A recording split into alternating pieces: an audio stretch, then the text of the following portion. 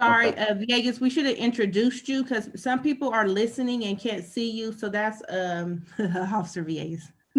Yep, I'm Officer Villegas. I'm with Patrol South. Um, speaking for DAB 1, it's more of the area downtown. Looking at our stats for the last month, the most the highest amount of cases that we've had for District 1 only actually occurs in beat 21, which have been auto thefts, along with what Grinley had said, as well as aggravated assaults crimes.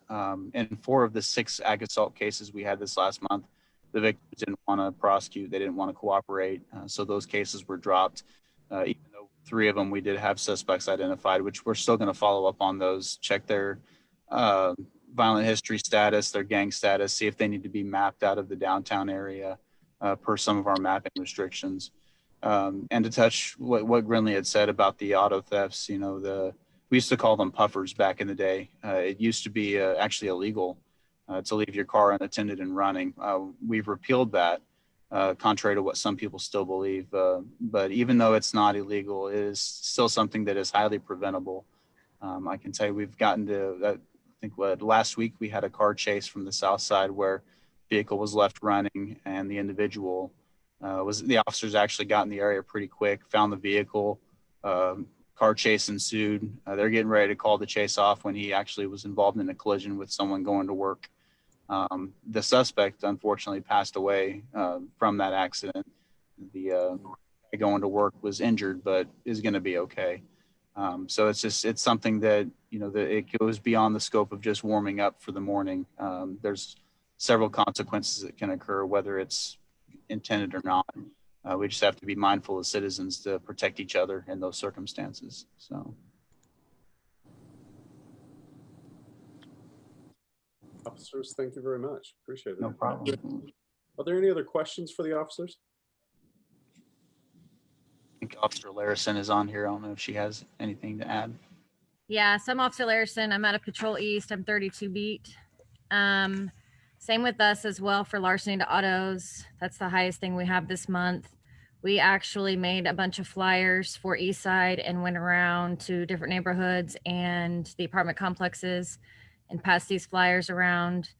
We sent them to our neighborhood associations and asked them to pass the information along as well. So hopefully maybe that'll be a deterrent, but just to piggyback off the other 2 officers, we're in the same boat as they are. We did, however, make a stolen vehicle video last week, and it was put on the WPD Facebook page. So hopefully that'll be something that people can watch and not leave their car running in the driveway. We're also working a burglary to storage unit assignment. We're having some burglaries to storage units here on the east side. So we have some officers working that assignment at night. We're doing hotel motel interdiction right now on east side as well. And our coat drive ends on the 12th. And then we were also told that Sergeant Remy will be our permanent sergeant for CP out east. So we have a few things working. Larison, you said hotel motel intervention? Interdiction. So like drug interdiction, we've been working with narcs. We work mainly east side. Sometimes we work west side. So. And can you repeat who's going to be your permanent staff member now? It'll be Sergeant Remy. He'll be our permanent sergeant for CP out east.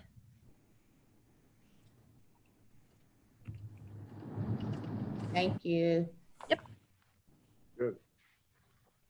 Officers, thank you very much, all 3 of you. Are there any other questions for the officers? Anyone from the DAB or from the general public?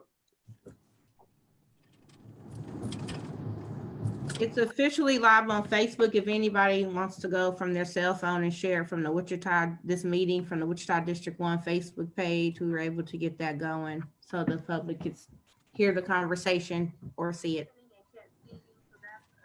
Very good. Camila, thank you. Thank you. Officers, thank you for your service. All right. Have a good night. Oh, thank you. Have a good night. Yep, appreciate it.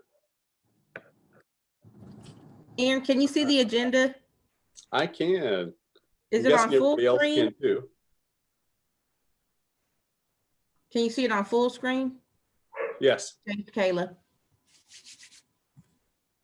So with that, we'll go ahead and move on to item number 3, the Public Works and Utilities. Yeah, thanks for having me tonight, Gary Jansen, City Engineer. Camila, did you want me to share my screen on what I sent you, or do you have it, or what do you think's easiest? I'll switch it over for you. I'll pull it up for you. I just didn't know if I'd be able to move through it.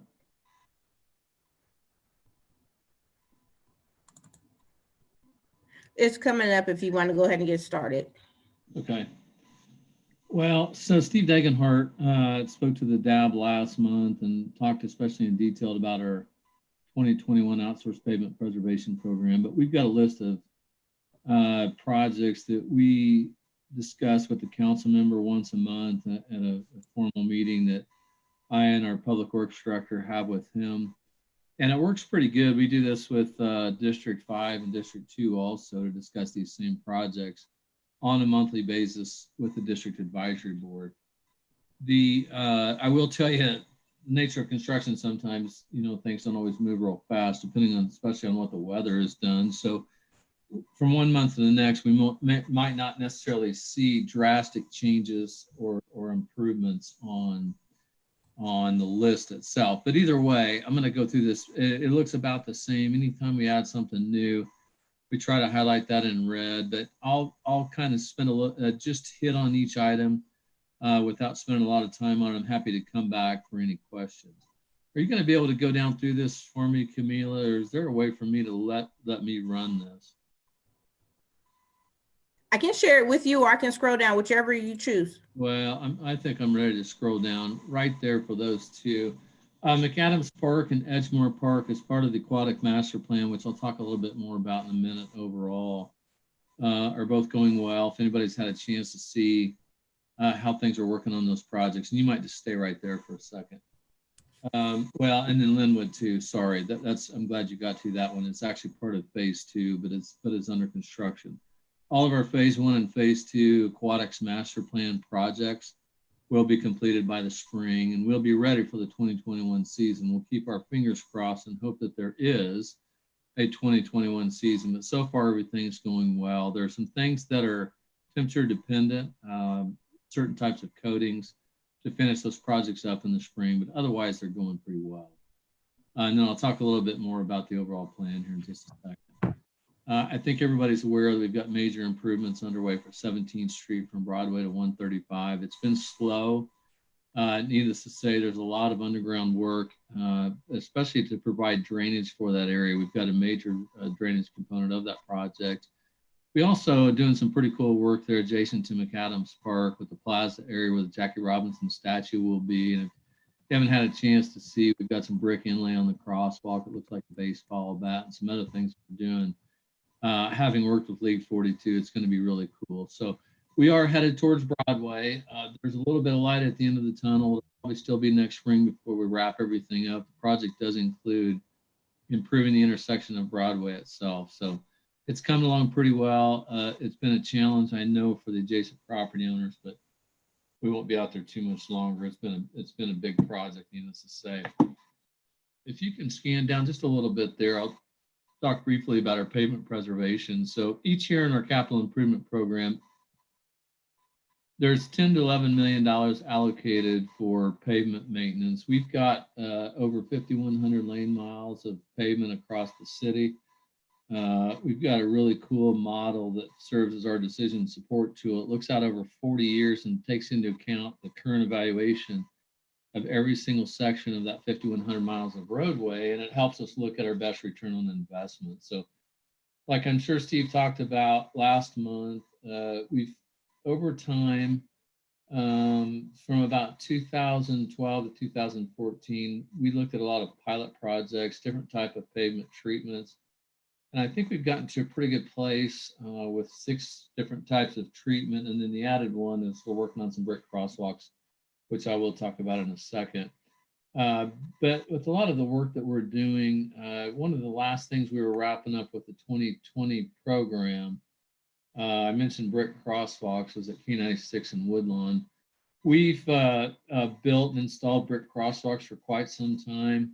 They added an aesthetic element and also a color differentiation for those who are blind or visually impaired, mostly visually impaired, to help differentiate the crosswalk. We had back in time, didn't have the best design, didn't have the best type of brick. And so some of those are really not holding up well. We're actually going in and replacing those with stamped and colored concrete, which is working really well. And we think it gives just the same aesthetic appeal. So that's what we're doing there at K96 and Woodlawn, wrapping that up. We only have one piece of the 2020 program left on Hillside between Central and 9th. There's some specific areas failing that we will get repaired there. So if you can go on down, Camila, to the 2020 program. This year's program is $11.5 million. So that funding at one time used to be split. There's 6 council districts. We used to split it 6 ways and try to spend the exact same amount of money in each council district. What we do now, and it's still relatively close, is that funding is allocated about based on the percentage of streets within any one district. And it just so happens that District 1 and 2 both include 17.8% of our street network. And so they each are allocated 17.8% of the funding. Whether it's the perfect answer to that or not, I think it works really well. I think it makes sense. And it's worked well, I think, with all of our current council members so far. One of the things we've done the last couple of years is increase the significant rehabilitation on some of our arterial streets. And you can see that first section where it says asphalt overlay is a continuation of that. When you go down then to preservative seals on arterial streets, you'll see a lot of the same streets that we did that on last year. So we take approximately 40% of our funding and start from the top down. We take 40% of our funding and start from the bottom up, and the rest kind of falls in between. Ideally, in a perfect street network, if we could go in and rebuild them all at the same time, we would turn around the very next year and start preserving that brand new pavement. So we're taking that opportunity because things like preservative seal are very cost effective. We get a really high return on investment. Things like crack sealing are a big part of our program. Most people don't like the way it looks, but with the climate we have in Kansas and the potential for any type of weather, if you can keep moisture out of cracks and keep it from freezing and thawing, you can make the structure of a pavement last a lot longer. It doesn't look the best to everybody, but we unfortunately don't have the funding to make every street look perfect as long as it serves its purpose. So we've got a variety of projects that'll start in the spring. All of this information, including an interactive map, is available on the city's website. And it's broken out by district. It shows all the expenditures, the street lists, and everything that we're going to do. So there's a lot more work coming. I mentioned this year is $11.5 million. The capital improvement program right now, the council has plans to increase that amount each year. And by the end of the 10-year plan, it'll be up to $20 million a year. So that's pretty exciting. That pretty much covers everything that's currently under construction. We typically get a little bit of a lull this time of year because it's hard to build a lot of projects. And if we actually get a winter, Wednesday it's supposed to be 66 degrees. So who knows? Maybe we'll just keep on going. Talking about the overall aquatics master plan, I mentioned that we've had this broken out in phases. It's an overall $22 million project. City council and our park staff and a lot of other people across the community spent multiple years invested into this plan. I think they came up with a really good one. And our task has been to carry this out then and get everything designed and built. The only thing that's left that's not under construction is phase 3, which is funded in the capital improvement program. That is to rehabilitate College Hill Pool and to build Harrison and Plainview splash pads, neither of which exists now. The College Hill Pool, if there's a 2021 season, will be open. And then we would plan on the construction to be done prior to the 2022 season. So you can go on down from there, Camila, please. There's just a couple more things I wanted to mention, and then I should be done. We're working on converting Emporia to two-way between Dewey and Central. Because of the development that's gone on there and some of the things that we're looking at with the downtown future development and what the streets might look like to help best benefit to keep seeing our downtown growing and doing what it's doing so well. We're planning to convert Emporia to two-way. This goes by the arena and what's currently the transit center, the new IMA office building at Douglas and Emporia, and then on up to Central. We're actually opening bids Friday. As part of that, we're actually going to remove the signals at 3rd and Emporia and 3rd and Topeka. If anybody's been through there, you've seen signs that says we have a study underway. Those signals should have never been installed. They were never warranted. And we're going to actually reuse those signals on the project. So we think it'll work pretty good just to stop controlled on 3rd Street. The only real significant thing I wanted to mention was that next item that lists 10th and 15th Street bridges. So anybody who's happened to have been on the district advisory board for a while is familiar with discussions we've had on 10th and 15th Street. The 10th Street bridge has been closed for quite some time. It had some real structural issues, and when we figured that out and looked at what the cost benefit analysis and what it would take to keep it going, because of the very limited traffic counts, along with input from the DAB and the city council, the decision was made to close 10th Street. So it's basically been closed temporarily. You know, you see all the barricades and everything still there. We do have funding that we'll be asking the city council to approve here soon. And sometime in the first quarter of 2021, we will remove that bridge, take out all the paving, and button things up there and just get that out of the way. 15th Street Bridge itself is continuing to deteriorate, not to the point of being in peril, but the DAB and the council had previously decided they wanted a pedestrian bridge in there. Whether that's what happens in the future or not, we're keeping a real close eye on it. There are some things that are going to happen to limit pedestrian access because we're starting to have some issues with the sidewalk. We will do whatever it takes to keep it safe. But with a lot of other things that are happening in McAdams Park, we're keeping a close eye on that and seeing what that truly will hold in the future, staying in close touch with Councilmember Johnson. Actually, the last thing I do want to mention is Douglas Street, Douglas from Washington to Hillside. It will be changing to 30 miles an hour. We put up message boards late last week about the same. It works well with East High School. It's something that we should have done some time back. And looking at how that neighborhood's developed over time and looking at long-term goals and planning for the corridor, I think it makes a lot of sense to go to 30 miles an hour. So the signs should be in place late this week. We work closely with the Wichita Police Department anytime there's any speed limit changes, and they're not out there to set up a speed trap and write a bunch of tickets. What they'll do is go out there and maybe stop the ones that are really exceeding, just as educational, for educational purposes, and let them know speed limit has changed, need to start changing driving habits. And we've had pretty good success with that. We'll see how it goes, but we're excited to get that done. I think it's something that really needed to happen.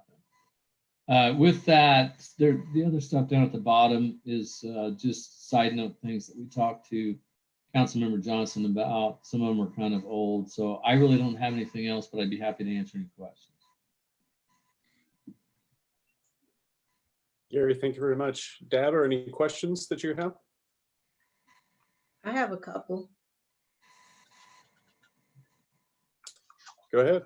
Okay. On the street repairs, obviously you have a plan of where you go in and repair the streets. What happens when a citizen reports their street is in really bad condition? How do you handle that? So what happens is, I mentioned that 40-year model that we have, and it's just been a tremendous tool for us. And it's been, at least in my time with the city, which is over 25 years now, and working on projects, I think it's one of the best things we did, because over the course of time, we were just anecdotally kind of taking a stab at what's worse. And I mean, this is a big enough city and over 5,000 miles of street. This model takes into account every single street section and the current condition of that street section. So what it does is it really weighs what the next priority should be within each district across the entire city. We absolutely understand and appreciate hearing from citizens when there's concerns, but we want everybody to understand that it's also relative to the entire system. What some people might perceive as a bad street is really not that bad at all. And based on the available resources, we have to treat it the same. So whenever we get it does not take long at all. Our maintenance engineer, Aaron Henning, has got this down to science. And I believe from what we've seen, it's working extremely well. We take any and all calls. We look at what it shows, what the model shows, and just so everybody knows that we're not entirely just relying on data analytics and what a computer program spits out. We realize there's also a human factor and nothing's perfect. What'll happen is our maintenance division will send staff out to look and make sure the information they have is correct. Sometimes you'll get sections of roadway that have deteriorated much quicker than anybody anticipated. And we might decide that it needs to move up on the list. So that does happen. Also, we don't want to create any dangerous situations. So it's something that needs immediate attention. Our maintenance division will get out there quickly and at least make temporary repairs. So we would welcome anybody to offer up if they've got any areas that we need to look at. We'd be happy to do that. And who do we contact? Or what number? So there's a couple ways you can do that. If you want to go on the website, Access Wichita is one of the best places to go to. That replaces the old Wichita Reports app. And Access Wichita has got places on there where you can go in and report street issues. And that's a great place to go to. Otherwise, the best place to call is our maintenance division, our engineering maintenance division. And one of the numbers there is 268-4001. Anytime I'm on a meeting like this or have staff or anybody, if you want to relay it to us, we are happy to pass it on also. Awesome. I have one other question. I noticed on your report, you said that the transmission poles for Evergy Phase 1 was complete, and we know Phase 2 is coming. So are you in the city in contact with Evergy on these transmission poles, transmission lines? Yes, I have been. I know Councilmember Johnson has been too, and I've been staying in contact with him. Evergy's hired an engineering firm that we work with quite often to look at options for Phase 2, including, one of the options they were looking at the possibility of was going up the Redbud corridor. And I don't know if that's even possible or not. They just mentioned that. The last time I talked to Evergy, COVID had kind of thrown them for a loop on some things. Right. To get the Phase 1 poles rebuilt. And they told me to expect to hear from somebody in the spring as far as whatever the next efforts will be on Phase 2. And that's all I know at this point. Okay. So when you guys get, since we know Phase 1, there was a lot of backlash after the fact. So when you get the plans on the front side, will the city, and maybe Councilman Johnson knows, will citizens be made aware what's coming or the fashion of what they're going to look like, or that's completely up to Evergy? That would be my intent, certainly. And I don't know if Councilmember Johnson wants to say anything on this or not, but in my communications with him, and where we've been with this, we absolutely intend to make sure everyone is aware of what's happening before we take the next step. Awesome. Yeah, I can chime in too. Evergy is as well. From all of our conversations about Phase 2, we will make sure that is public. There'll be a public hearing, and DAB actually also knows as well, depending on where they go. Well, actually either way, but depending on where they go on Phase 2, potentially it could be mostly public property that they're on. So you all would need to know that anyway. And then if there's any more, we're still talking about Phase 1. So you've seen the changes on Mossman and Green, but there's still more of phase one we're still talking about that hasn't been solidified yet. But as that happens, we'll make sure you know as well. Yes, thank you for the clarification. It's only on Mossman and Green, and I apologize if that note was misleading. Thank you. Gary, thank you very much, sir. Thank you. I appreciated being here. We'll see you next month. Very good. With that, we'll go ahead and move on to the Park Department. Good evening. My name is Janaea Knoll, and I'm the director from Edmore Recreation Center. And I have a couple of highlights to share, department-wide highlights, and then some other recreation center highlights from 4 of us in District 1. The department highlights, as recently as last night, are Councilman Johnson, aka Santa Claus, and his wife Danielle, Mrs. Claus, represented the mayor's office in the virtual tree lighting ceremony. He can elaborate more on that. I know that it was pretty successful. Katie from our department was the one in charge of that. She helped put it together. She did tell me that ornaments are going to be able to be put on the tree in NASCAR Park, and they will be used in years to come. All the trees are now lit. The one in Century 2 has been lit. NASCAR Park, that was the one that was lit last night. So I'm sure that was a fun event to watch. It was virtual again due to COVID. Another department-wide highlight is that our department is proud to announce the launch of the new Alexa skill. It's Wichita Parks. It can be enabled on any Amazon Echo or Alexa device. Our skill is the first of its kind city skills in the country to interact with users. She responds with Wichita Park and Recreation information about numerous topics, including classes, parks, special events, booking a tea time at the golf courses, reserving tennis courts, renting facilities, and more.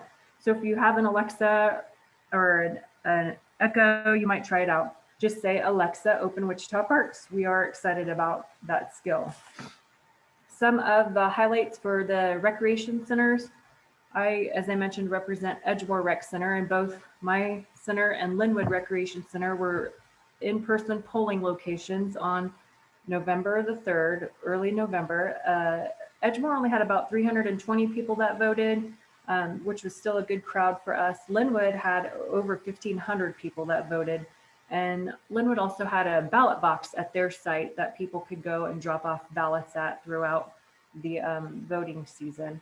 Another couple highlights at Edgemore, pickleball is offered almost every day of the week. If you're a pickleball fan, every day but Wednesdays, I offer a session. So you can check it out. There's some afternoon sessions and then a morning session as well on Friday mornings. And I'm also very excited to announce or to share with you that we will be offering a couple of new fitness type classes in the winter. The winter session begins in early January. Registration started just today for the winter session. We will offer work, dance, fitness, and an extreme hip hop class. I will have a demo for those 2 classes. It's free this Saturday. They will be offered one from 9 to 10.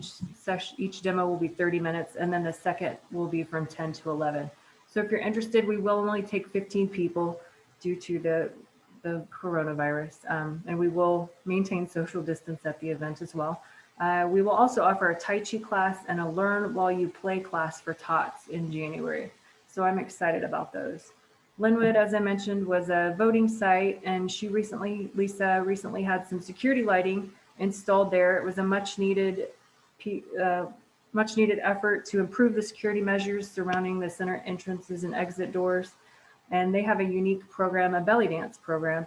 They have had that there for many years now.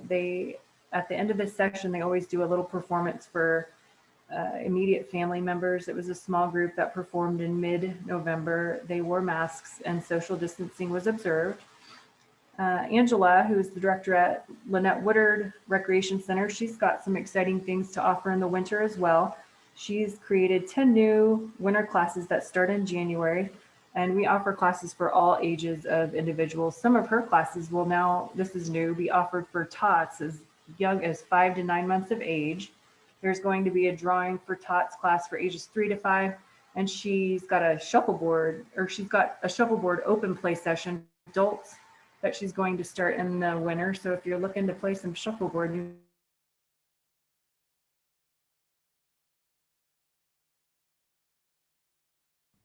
I think we lost Janaea. Let's see, if we can get her back. If not, I have her full report that I can go back and read and include in the minutes for the other resource centers real quick. I'll go pull that up until we get her back real quick. She emailed it ahead of time, so we're good.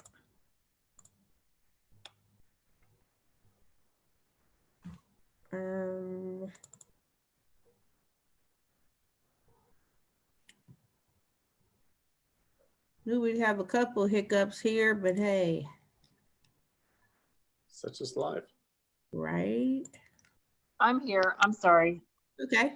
My Go home ahead. one booted me off. I will finish. Sorry.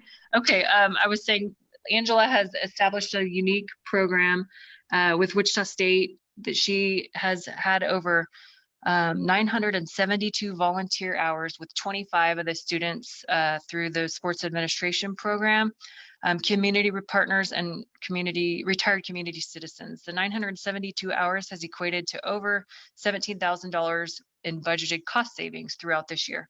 So she's got a great deal with the volunteers from the sports admin program. And then she's also excited to be able to offer another session of 2 new co-ed adult boxing classes on Monday evenings. She said the participants did not want to wait until the winter in January. So she's established a short session in between. It started November 30th and it runs through December. And the fall Monday night classes have brought in over $258 of revenue, along with a 90% attendance rate. So that's a great program for her. And then Corey from McAdams has changed his pickleball times. They now are offered in the afternoons, Monday, Tuesday, Thursday, and Friday. It's $2 a person. It's from 2:30 to 4:30. And they are also excited to announce that they're offering a spike ball session for the winter session. It's a mixture of volleyball and foursquare. The first intro class will start January 16th at 2 p.m. And we would like to thank the DAB members for their support throughout the year and Councilman Johnson, and wish you guys happy holidays. Thank you very much. Thank you. Questions?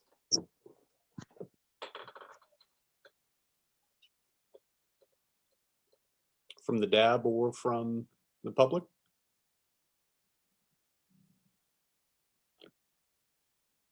Seeing none, Shania, thank you very much. I do actually have a question. Yes. Have you seen an increase in the hotspots being reserved? Camila, can you answer that? That's for me to answer. This is Parks. Okay, never mind. I mean, I know about it, but yes, I can't. You were talking about the rec centers, and so that's where my mind went. It's okay. Thank you guys for your time, and I'm sorry for the technical difficulties. Very good. She could not see you wave, council member. Maybe she could. All right. So with that, we'll go ahead and move on to the Wichita Public Library. Okay, this is Ann Ethan from the Wichita Public Library. I am at the Maya Angelou branch as well as the Evergreen branch. All of our library locations have gone back to curbside service, drive-up window service due to COVID concerns. Customers can still borrow books and movies. You can place holds through the online catalog, or you can just call the library and ask for what you're looking for. The normal 25-cent hold fee that we normally charge per hold, we are not charging that at the present time, since basically you do have to place a hold in order to get anything these days, since you cannot come in. You'll be notified when your items are ready for pickup, and then you can drive up and call us. We'll bring it out to you, or downtown at the Advanced Learning Library, and down south at Alford, they have a drive-up window. We are still offering copying, mobile printing, and faxing. Bring your paperwork in, give it to us. We'll take it in, copy it, and fax it. You can send your print jobs using our mobile print app from the library's website. and we will take your cash payments out in the parking lot for any of those items that you need. We are offering some online programs. The library is collaborating with the YMCA to offer a series of programs on Zoom called Cooking Matters. Tuesday evenings, it started a week ago.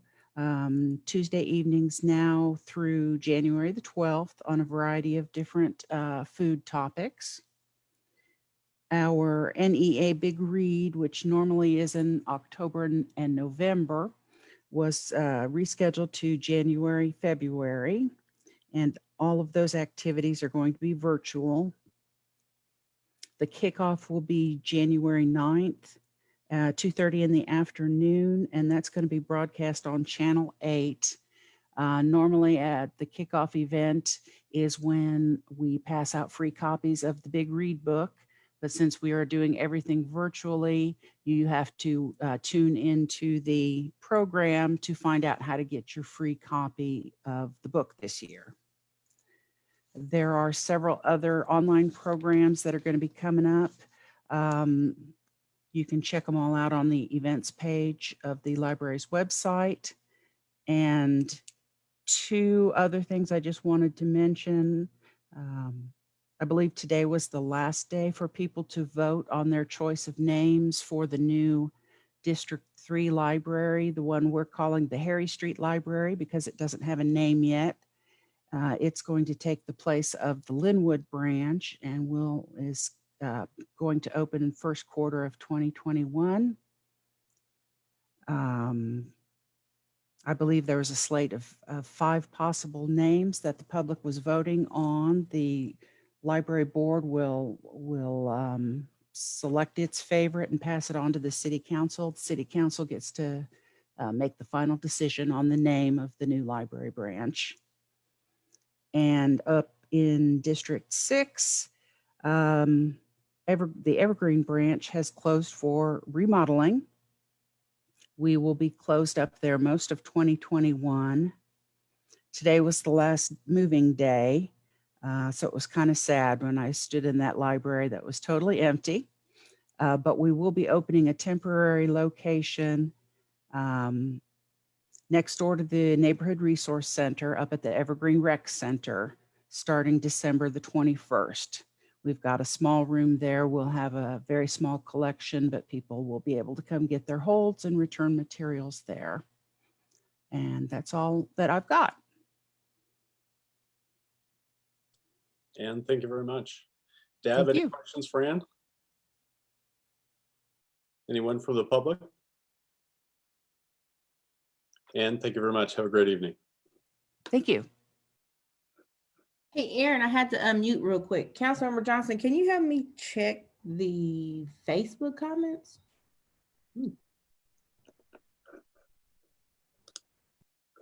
Yeah, I keep looking down and I don't see anything. We've got 6 people viewing right now, but there haven't been any comments yet.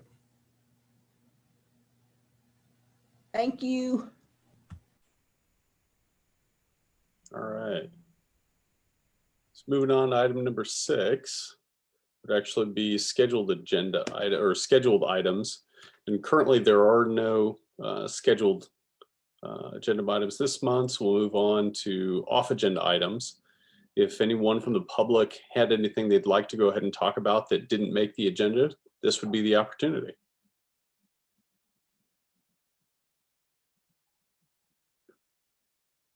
So Camila, given Facebook lag, how much time do we need to give? 20 seconds? Does that sound right? Maybe 30. Yeah, don't worry about the Facebook lag. Let's just go on and we will follow up with them later as needed.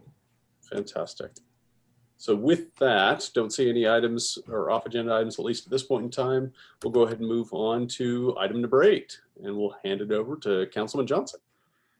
Thanks, Aaron. So I think you all said I could spend about 2 hours right now, so I'll go ahead and do that. All right, so I only had Just a couple things, unless there's a lot of questions. Saturday, I gave a really in-depth kind of wrap up of the year, something that I tried to start back in 2018, just to kind of highlight what was good, bad, struggles of the year. I won't take as much time as I did on Saturday, but just want to highlight some of the things I discussed in this year, as we all know, has been tough with COVID. But one of the things I continued to find inspiration in this year was our citizens. And you think about 4 of the bigger things going on this year. We started off with the 737 MAX job losses and how that affected the supply chain. You know, we publicly talked about around 2,000 or a little bit more than 2,000 jobs. But really, it was probably double that when you bring in the supply chain, and how Wichita responded immediately, really, with something that was significant. The Air Capital Commitment highlighted that website is still up, so aircapitaloftheworld.com. And folks who were laid off, I mean, everywhere from Wichita State to our business sector to workforce, all kind of came in line and said, how can we get people who are unemployed reemployed as quick as possible with the least amount of steps? And Wichita responded. COVID-19 hit. Wichita responded. Our county, our relationship with the county has been good and strong. We've had open channels of communication. I continued to see citizens stepping up to help, whether it was delivering food, churches getting involved that weren't really opening up to the folks they were serving, but then they went virtual, and then they said, we want to help feed people and young people, working with the school district. Everyone just really chipped in, and it was really great to see that in some of the toughest times, Wichitans would respond in that way. When the murder of George Floyd happened, we saw peaceful rallies throughout the city, issues being highlighted that need to be addressed. And we saw everyone really chipping in. There were businesses that said, you know what, we need to do something. They put their money where their mouth is. They invested in local initiatives, efforts, nonprofits. We saw other businesses really open up and have opportunities to talk to employees. I personally spoke with more than 1,000 employees at Cargill virtually, just about experiences and what this means and what change looks like. We saw businesses affirm that Black Lives Mattered. And then we even saw detailed articles. Many of us always talk about systemic issues. The Business Journal actually did a pretty detailed article on lending in Wichita and what zip codes were getting amounts of money and what that looked like, and access to capital. And, you know, it was eye-opening to see, again, people coming together around those issues. We saw record levels of engagement around the city budget this year. I've joked since June about how many emails I have, but between June and maybe October, I sat more than 1,000 emails all the time. I could spend one day and do 400 emails and respond and feel good about myself. And the next day I'd have 600 more. So just seeing that type of engagement was really good this year, especially with everything going on. We had a number of things that were good, not full accomplishments, but, you know, some progress being made. Our economic development policy this year, you know, it took 2 years for some of this stuff, but, you know, that work meant that it was good, concise, people had vetted it. So now our economic development policies are more accessible for small businesses. There's slide and scale incentives for job creation. So the mom and pop shop that creates 5 jobs that may not have been able to have any type of incentive before now can, because of the way that we changed our economic development policy.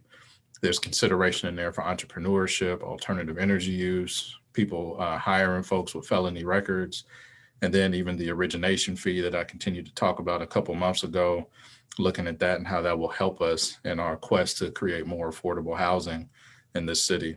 Recently, we worked with the county on purchasing the Hotel 316 with 56 rooms to help our homeless community, specifically targeting homeless women as well, because we continue to hear that that was an issue. So Humankind and Via Christi Ascension has been good partners on that, and definitely appreciate that. Police reforms happened this year, still in the works. So we are, as I've said before, working with WSU School of Social Work on a partnership there, partnership with Newman University School of Social Work, really working towards that restorative justice program and amnesty effort for 2021. Codified the 8 can't wait. There's 2 exceptions in there. One, if a moving vehicle is used as a weapon against other people, they will fire into that, but that's the only exception on that. And then the chokehold policy is if a officer's life is in danger in like a hand-to-hand combat, they can use that to get out, but not to kill. Those are the exceptions on that at this point, but conversations are still going on. We've got a new juvenile intervention unit.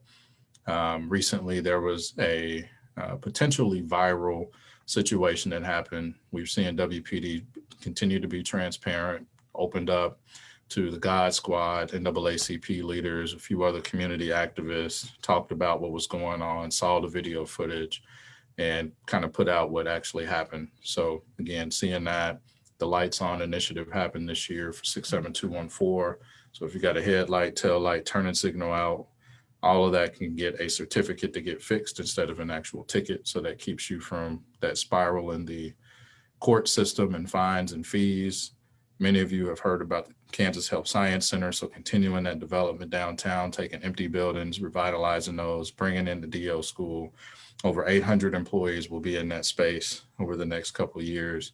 That's going to be a boom to downtown. And again, that's right next to the Chester Lewis Reflection Park. And they are not only looking at supporting that. So I know one of the articles that came out kind of said that's just going to be a front door to that school. We're actually expanding that park by 30 feet. So they're giving up another 30 feet to expand it. And then the designs haven't been out there yet, but the designs are amazing. That'll be the nicest park downtown. And a lot of people love NAPSCR, but this will be the top NAPSCR. But the DO school is actually committed to trying to find ways to invest more into that park, as well as incorporate Chester Lewis and his life and history into their curriculum. So every student that goes to that school will learn about Chester Lewis. So it's more than just a front door. I mean, there's real investment there, and I'm looking forward to those visuals coming out so you all can see them as well. You heard about the aquatics plan update earlier. That's been good. Other things this year, we broke ground on the water treatment facility. You heard about the District 3 library opportunity. We've got the Cap Fed on 13th and Oliver. That was something we all wanted to see, some type of development there. We prefer a grocery store somewhere in there, but Cap Fed staying in the community, being committed to try to deal with that access to capital issue is a really good thing. So looking forward to continuing to have those conversations, especially with what's across the street. And we are talking more with legal about doing something about these title loan places as well. Other than that, as you all know, Founders Grove has been open for a year now. They've done some incredible work, especially during the pandemic, and connecting resources to companies, making sure that the work being done stays in our community, connecting those folks and helping businesses scale up.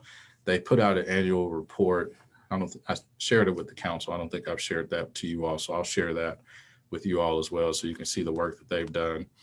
We talked about Evergy earlier. Those conversations are still going on, but they did keep their word on what they said they would do on phase 1. And we're still talking about the rest of that. And of course, I told you about phase 2 earlier. So with that, we've got a lot of challenges coming up going forward next year. Our economic recovery is going to be key to the success of the city. We're going to continue talking about city budget and how it's going to be impacted from the recovering economy. We've still got social issues to address. We've still got to do more for local business. And I think one of the first challenges we're going to have starts in the next 8 to 10 days when this vaccine comes out. What does that look like? There's folks who trust the vaccine. There's folks who don't. So making sure we get accurate information out from the science vantage point and what really went into making this is going to be key for us. And you'll probably start seeing some of that in the next week because the governor's been getting us ready to make sure that every municipality and county in Kansas is ready for distribution on that. And then lastly, upcoming things that you definitely should pay attention to, places for people. We just had a workshop about that. There are some things in there that concern me. I know that that's being worked on right now because of what I said during the council meeting, but I want to encourage you all to go back and watch that workshop. Ethics reform is coming. We believe we've looked at the final potential draft before public comment. So that should be coming out, I think, early next month or next month's workshop for the city to see what's in there and then give us feedback on if it's good enough, if it's not, what needs to be defined more. So definitely be on the lookout for that. here pretty soon. I got the agenda for tomorrow, so it's not tomorrow, but the Diversity, Inclusion, and Civil Rights Board should come before council before the end of this month for a vote to be created as an official city board. So I'm looking forward to that. We are going to try to engage neighborhoods and acknowledge them in some unique ways going forward, just making sure we have up-to-date contact information so we can be in contact with neighborhoods and make sure our community policing officers know that, and that more people in the neighborhoods know who their elected leadership is for the neighborhood association. So we'll be doing that. And then lastly, landlord-tenant stuff is a conversation we're still having and kind of working with the Urban League on as well as Habitat for Humanity. And pretty soon we'll probably reach out to a few landlords as well to kind of get some input on that going forward. So short version of what I said Saturday. If you want to go back and watch the breakfast, you can see I got a little more detail than that. But those are my updates, and happy to answer any questions. Any questions for Councilman? I have a couple. There might be comments and then there may be a question that will come from there. So I apologize that I was just taking some notes. You had mentioned a little bit about the governor's plan with the vaccine. How much is the control on the city of how to develop a plan for the city, or is that in the control of the county since they're the Board of Health? Or is that really I get that right? This is my part of trying to learn and understand how this kind of operates. Or is this the governor doing it for the sake? How does that method actually work, or how I guess is Kansas going to play a part in the vaccine stuff? Is it going to be from the governor down or county, or is it going to be up to each city?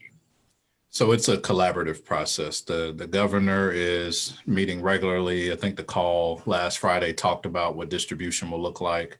I was not on that. I was in a meeting with the city manager at the time. The mayor was. He's talked about it a little bit.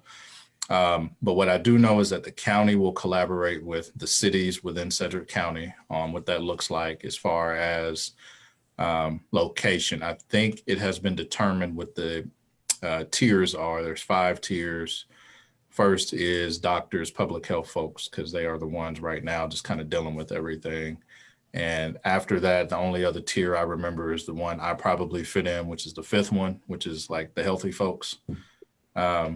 So between that, I think we're looking at where we know that the governor set a goal for 150,000 Kansans to be vaccinated by the end of December.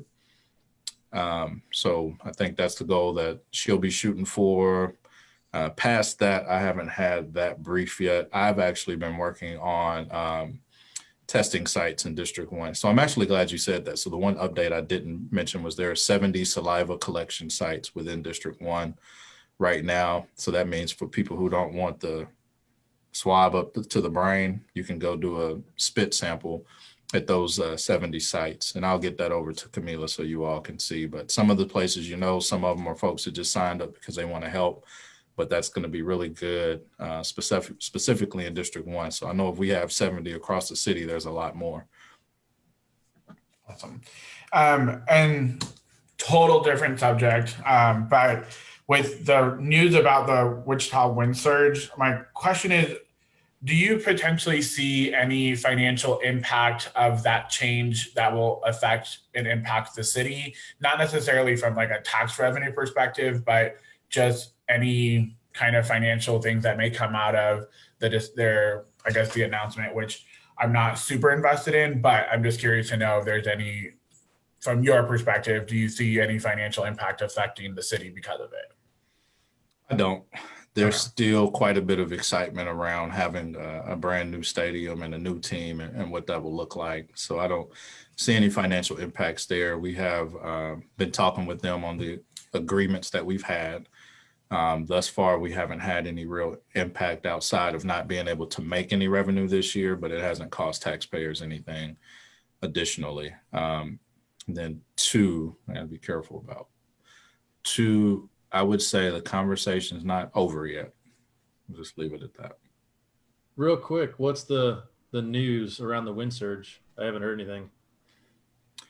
So it was reported that we will drop from AAA to AA and no longer have the I'm not a baseball guy, so I'm sorry about the teams. No longer have the Miami, was it Marlins? Yeah. Will be another team that will be a AA team for. And interesting enough, I've seen public sentiment that some people feel AA is better than AAA. Some people don't, but I think there's still excitement around our Wichita team. And then my last question, and this might put you on the spot a little bit, so I apologize. And I watched a little bit of the breakfast on Saturday. Can you maybe kind of talk a little bit about like what a successful 2021 will look like from your perspective? So at this time next year, like is there like an initiative or a project or an idea or something that you really hope the city will accomplish by the end of the 2021 year? Success, I don't know if there's a specific project. Success for me will be that our COVID numbers are low enough to where we can get to a space where people can feel comfortable being out again. People can feel comfortable going to some of these local businesses that have truly struggled. I mean, our entertainment sector that people don't think about with the Wave, with the Cotillion, like they've just been dead this year. So I would love to see us be in a space where we can get back to enjoying those types of events, even if it still has to be safe, some distance. I would love to see us not have the budget issues we were projected to have, which this year actually ended up not being as bad as they said. So I'm hoping that trend continues.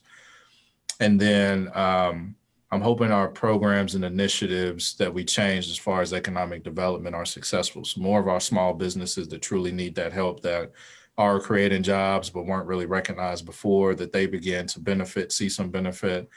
We did a few things with our facade program, kind of created a new one that you wouldn't have to have your building front right on the street. You can be set back and have a parking lot. I'd like to see those businesses benefit. And then, I always care about transit and stuff. So we're having those conversations. So I want to see more support for the average person in those neighborhoods and those smaller businesses. Those smaller businesses are going to be key to our recovery. And then just continued support for quality of life. That was my main concern back in March, was if we're cutting, the quickest cuts are always like arts and parks and stuff like that. And my hope is that we continue to not do that, because your lower income folks who can't go to a show or a game or something may just want to go up the street to a park. And if we can continue to keep the new equipment coming in, make sure all the grass is cut, and there's just activities at our park and rec centers, that will be that'd be the steps towards success for me. Awesome. Thank you. Okay, just for giggles, Aaron, you got to ask the council member something. No, I got to ask the council member something. Boneless wings or bone in, bone out? There are no such things as boneless wings. Those are chicken nuggets, saucy nugs, chicken tenders. Nugs. Yeah, there's only like wings, and they have bones in them. Everything else is just, I don't know. So that'd be success if we stop those. I do have a question.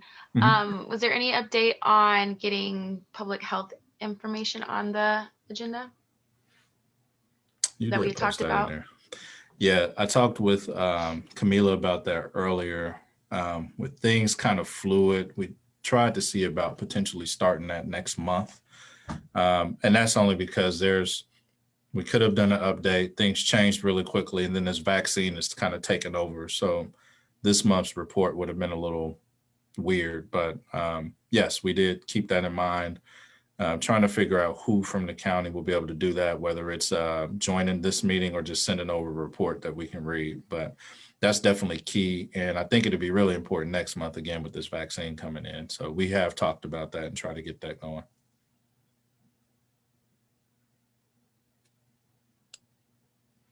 Is there anybody from the community that has questions? Yeah, there's one on Facebook. Has the city or state had any thoughts on helping businesses that opened after March of 2020? They are following the same mandate and capacity protocol as everyone else and have more hardships with trying to build business from nothing. So to that, I believe that I'm aware of, everyone is pushing on Congress at this point to do more. I know the state did receive funds. They were trying to make sure that counties and municipalities were okay. And Sedgwick County, like, we're unique because we're the biggest city in Kansas. And Sedgwick County received $99 million, and they've tried to divvy that up as much as possible. I don't think, even as we listen to that number, that was truly enough to really help our businesses. And again, there's some sectors that didn't get any relief at all. So we've been hoping Congress will do more. As a part of the National League of Cities, Wichita is a member. We heard from the president-elect at the virtual conference, as well as we had opportunity to kind of build the lobbying platform or agenda for National League of Cities. And everyone's kind of lockstep. We need help from the federal level to make sure that businesses as well as cities have some type of help going forward, even if that means giving the city dollars and directing them to find out a way to create a business support system. So we are pushing Congress on that.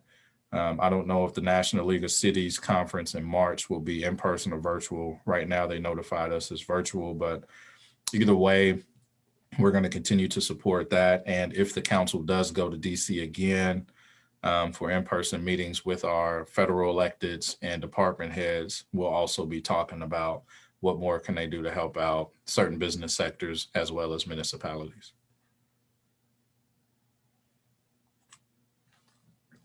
And I think that's the only question on Facebook. Fantastic. Councilman Johnson, it's Tex. I was wondering if there's plans or goals for future years, or maybe 2021, to look at what some other cities in Nebraska and Oklahoma are doing, especially in this work from home environment, remote work, to incentivize, instead of just big companies with economic incentive packages, more around solopreneurs, young entrepreneurs, to look at Wichita as a destination where, even though they may be an single member LLC, it's a way to get them in the area, spending money, finding a home, and potentially growing a business to make it even larger. I don't know if you've looked at some of those other cities and thoughts around that as an economic development plan for the future. Tex, that's a really good idea. So I haven't looked at the cities just yet, but I will say that the mayor a few days ago, I forget what we were talking about, but the mayor brought that up with, I believe, the city manager, as we were talking about the numbers from Visit Wichita, to really push like Wichita is a place to be, it's affordable, and we should really be trying to attract folks here because we do have other cities trying to poach our people there. So we need to do the same thing. I think that conversation has happened. We're still talking about our economic development policies. And I said, once we, unveiled them, I was excited about it, but we still can do more for smaller businesses. So I know we'll be looking at that. I'm hoping that if we get any additional funds from Congress, that's a part of it too. How do we help those smaller businesses that more than likely didn't get help? And even if they did, they're so small, and this year probably impacted them so much that they need more. So that's a part of the conversation, but that's a good idea to look at those peer cities and see. Thanks. Happy to help however with that. Thank you.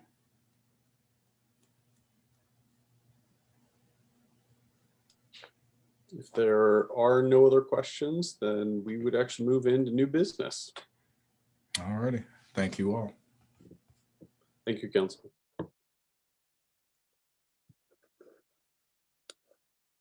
If you bear with me real quick, before Philip starts, I'm going to change the shared screen from the current agenda to the actual first PUD 2020-009. While she's doing that, I think I'm going to take the opportunity, since both of our cases tonight are PUD cases, I just wanted to go kind of generally and remind everybody what a PUD is. So it's technically a zoning classification. It's a custom zoning classification designed to give some flexibility within the zoning code. So all that to say, each PUD is very unique because it's not like we throw the zoning code out the window, but we let them kind of tell us what they want, and then we go back to the zoning code to see where we might need to tweak and adjust some things. to make sense, but generally it's for projects that are unique to where they wouldn't fit really well into one of our standard zoning classifications. What they're trying to do is unique or kind of a mixed bag of things or something to where they really need a unique set of development standards and site development standards, potentially a different set of parking standards, to let that work on unique sites. And that's what we have tonight with both of these PUDs are unique things. And so it's a zone change, both of them to a PUD, so that they can actually make the site function instead of trying to pigeonhole development into one of our standard zoning classifications. So Philip, can I ask, can you turn your volume up a little higher or come closer to your mic? yes, sorry, I'm in my office and my laptop. Is that better? Can you hear me better now? Yes. Okay. I was in my office and my laptop's plugged in kind of off to the side of my desk from my monitor. So didn't think about that. So looks like you got the first one pulled up. If you just want to go, yeah, you can kind of leave it there. I don't know if you really want to scroll to the text, but at least people can kind of see where the map is. This first one, the current zoning, as you can see, is TF3 2 family, which for duplexes, and they're looking to rezone it to a PUD. To continue a residential use, it's at 169 South Belmont Avenue. And the reason they're doing this, up until now, this house has had 4 dwelling units in it, but it's been this way for decades. And it was some time ago that the current zoning was applied to it and became what's called a legal non-conforming use. Well, the owner wants to rehab the house and keep it kind of as a, I don't know necessarily want to say quadplex, but keep the 4 units in there. But in order to actually do rehab, they'd have to pull building permits.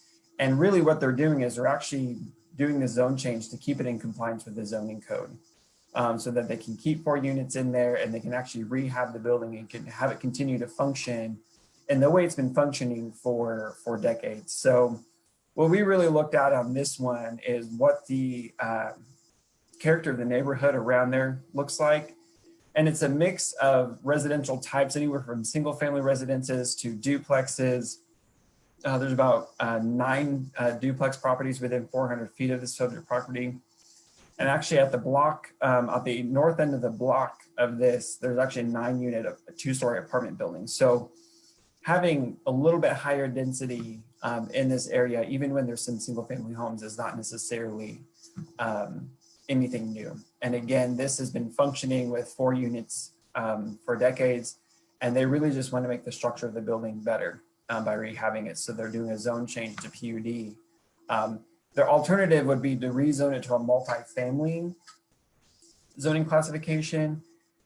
And knowing that goes with the land, like that would just open a whole lot of doors for potentially something inappropriate in the future to potentially be built on the site. And so the PUD actually gives the flexibility and the control to say the density on the site will not exceed 4 units.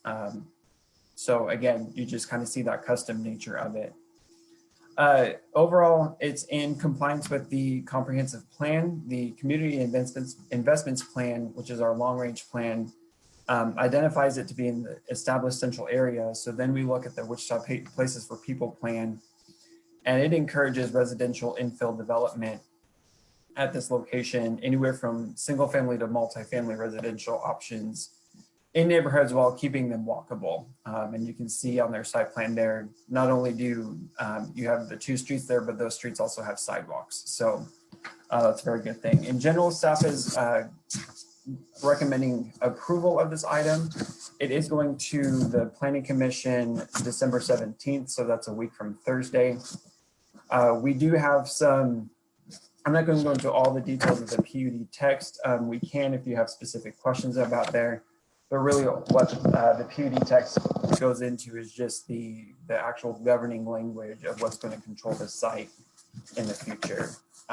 So I'll leave it at that. I know we have I think I saw the applicant and their agent online. If you have questions for them, and I can stand for any questions. Any questions for staff?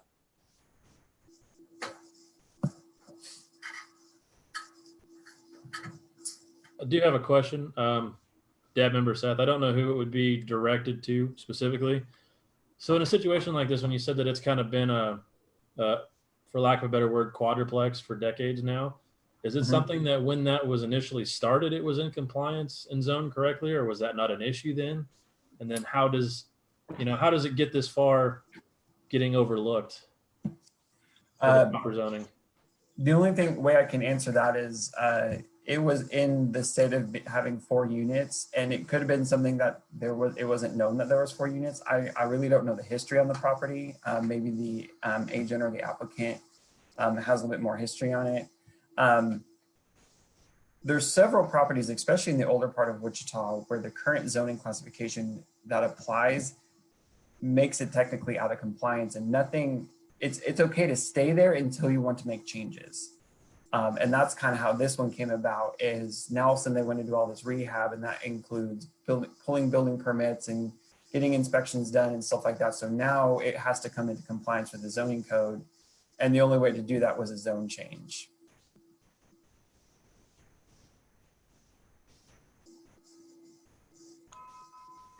Any other questions? Okay, here we go. Yeah, I don't know who the applicant or the agent is. If we could ask them, Aaron, to introduce themselves. I see Phil Meyer here. Yep. Good evening, Phil Meyer with Bachman Company, agent for the applicant. I also believe the applicant, Nathan Farhall, is here also. Yes, I'm on the line as well.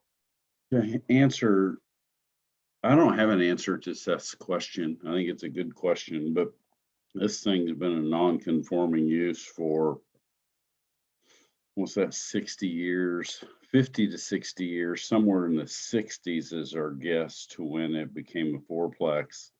I've not run into this before. To answer your question, what was the zoning at the time?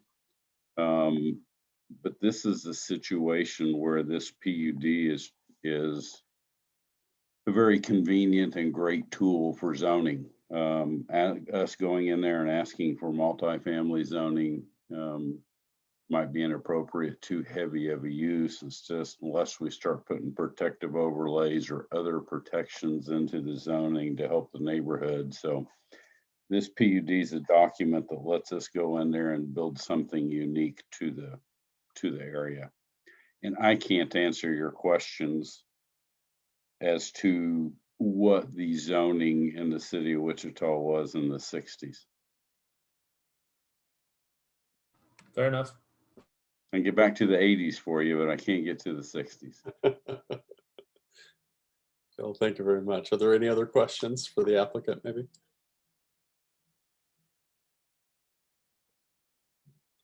Seeing none, I'd be happy to go ahead and entertain a motion. Motion to approve. Second.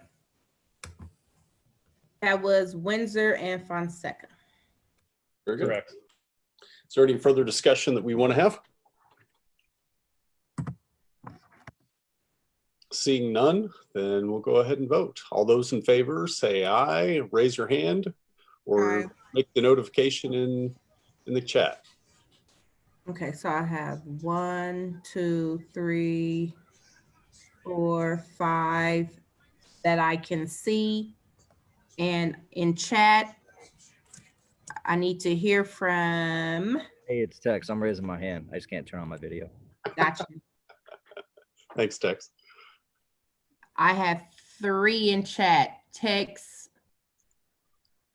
Jamie, Danielle, to Don. I have 4, so it's unanimous. I will send that over to you. So all DAB members are present.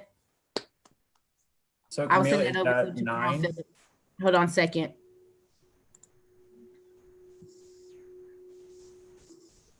Hold on, me and my double screen, Philip. I'll email you quick, Philip. Okay. Okay, so I'm going to pull up the other one, and then I can say it to you as we pull up the other one.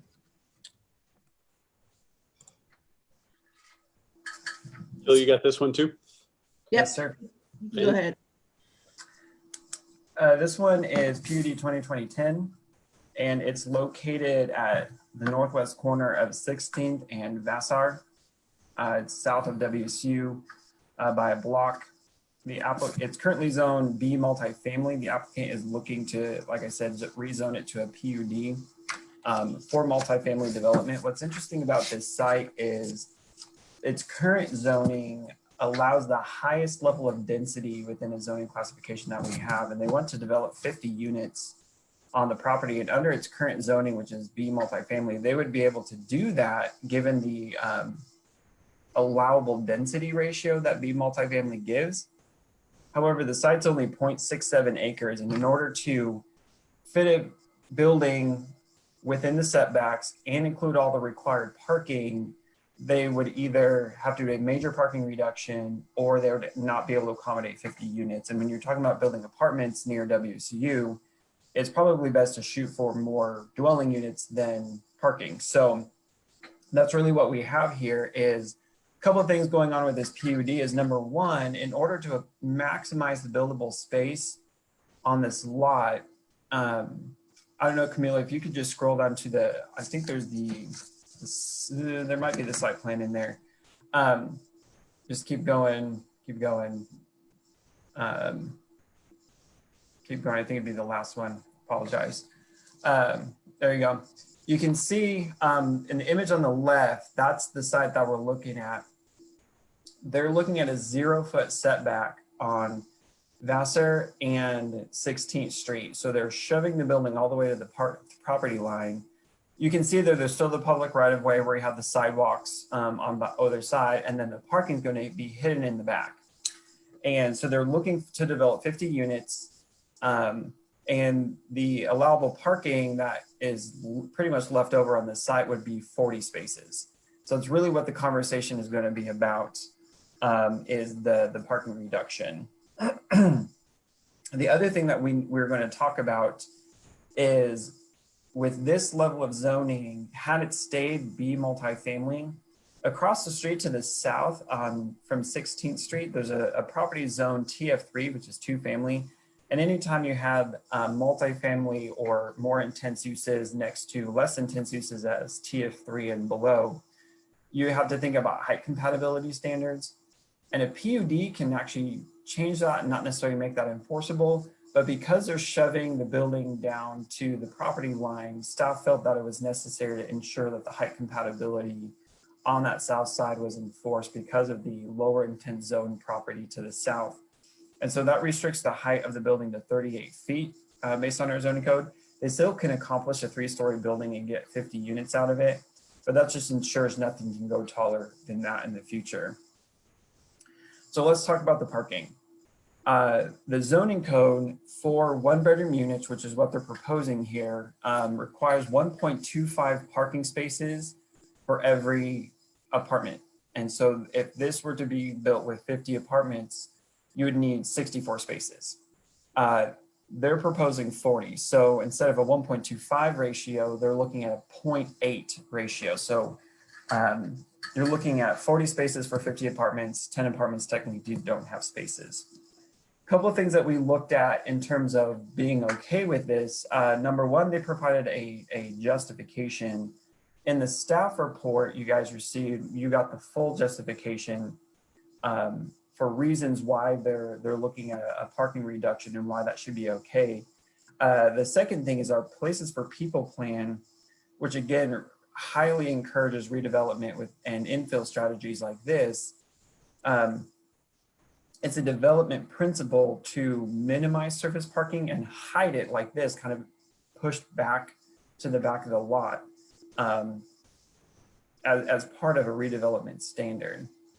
And so we've got kind of two different things going on. A summary of the reasons why the applicant submitted.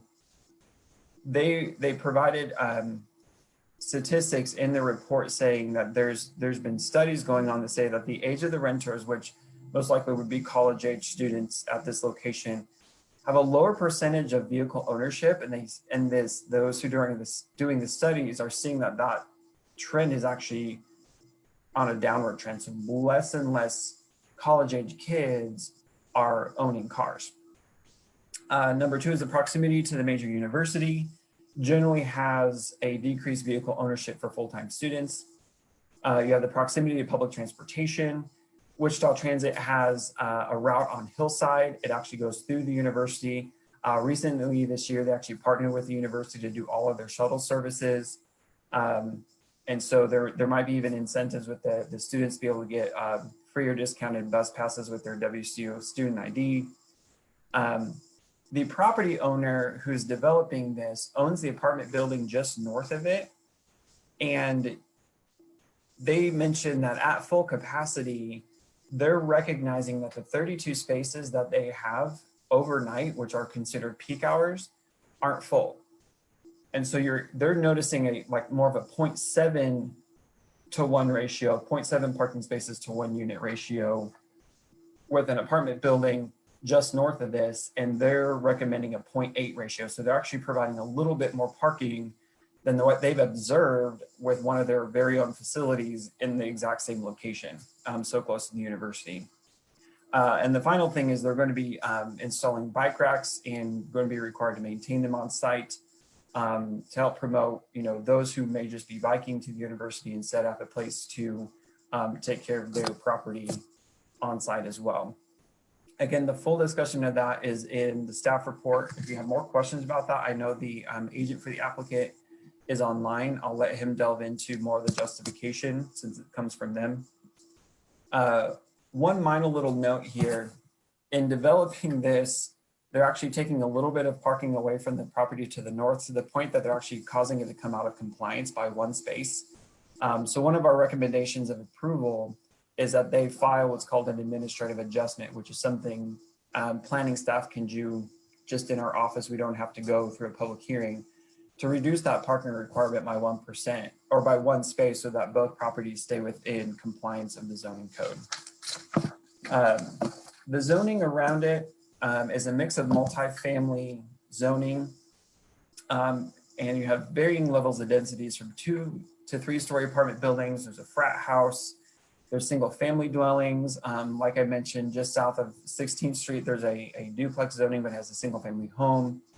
What's nice about this property is if you go to the southeast corner, if you scroll up to the aerial image, should be like 2 more up. The property to the southeast is Fairmount Park. So the very corner where this building is going to be shoved into right there on the property lines is actually going to be across the street from the park. So it's not necessarily going to seem like it's just this towering building right at the corner there. Interesting thing about 16th and Vassar, there's actually a median in the middle that prohibits through traffic going east and west as well as north and south. That's going to be okay just because the property is providing access both off of Vassar as well as 16th Street.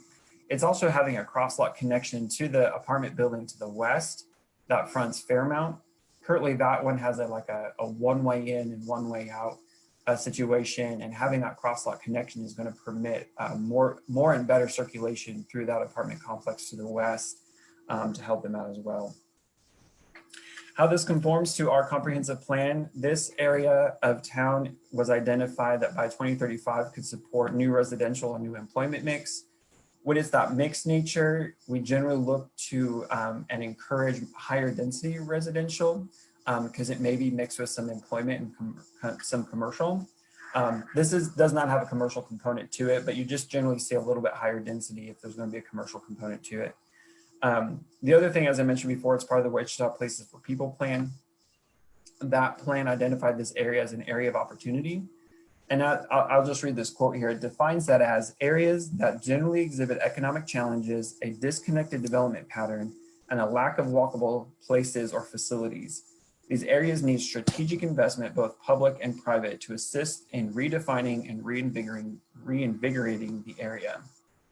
So we see this as one of those very specific strategic investments of you have a vacant piece of ground, and instead of just throwing a smaller apartment complex with a sea of parking, strategically investing in it to actually bulk up some of the density near a major university where housing is very needed, and actually minimizing your parking, which we seem to have a little bit too much of in certain parts of Wichita.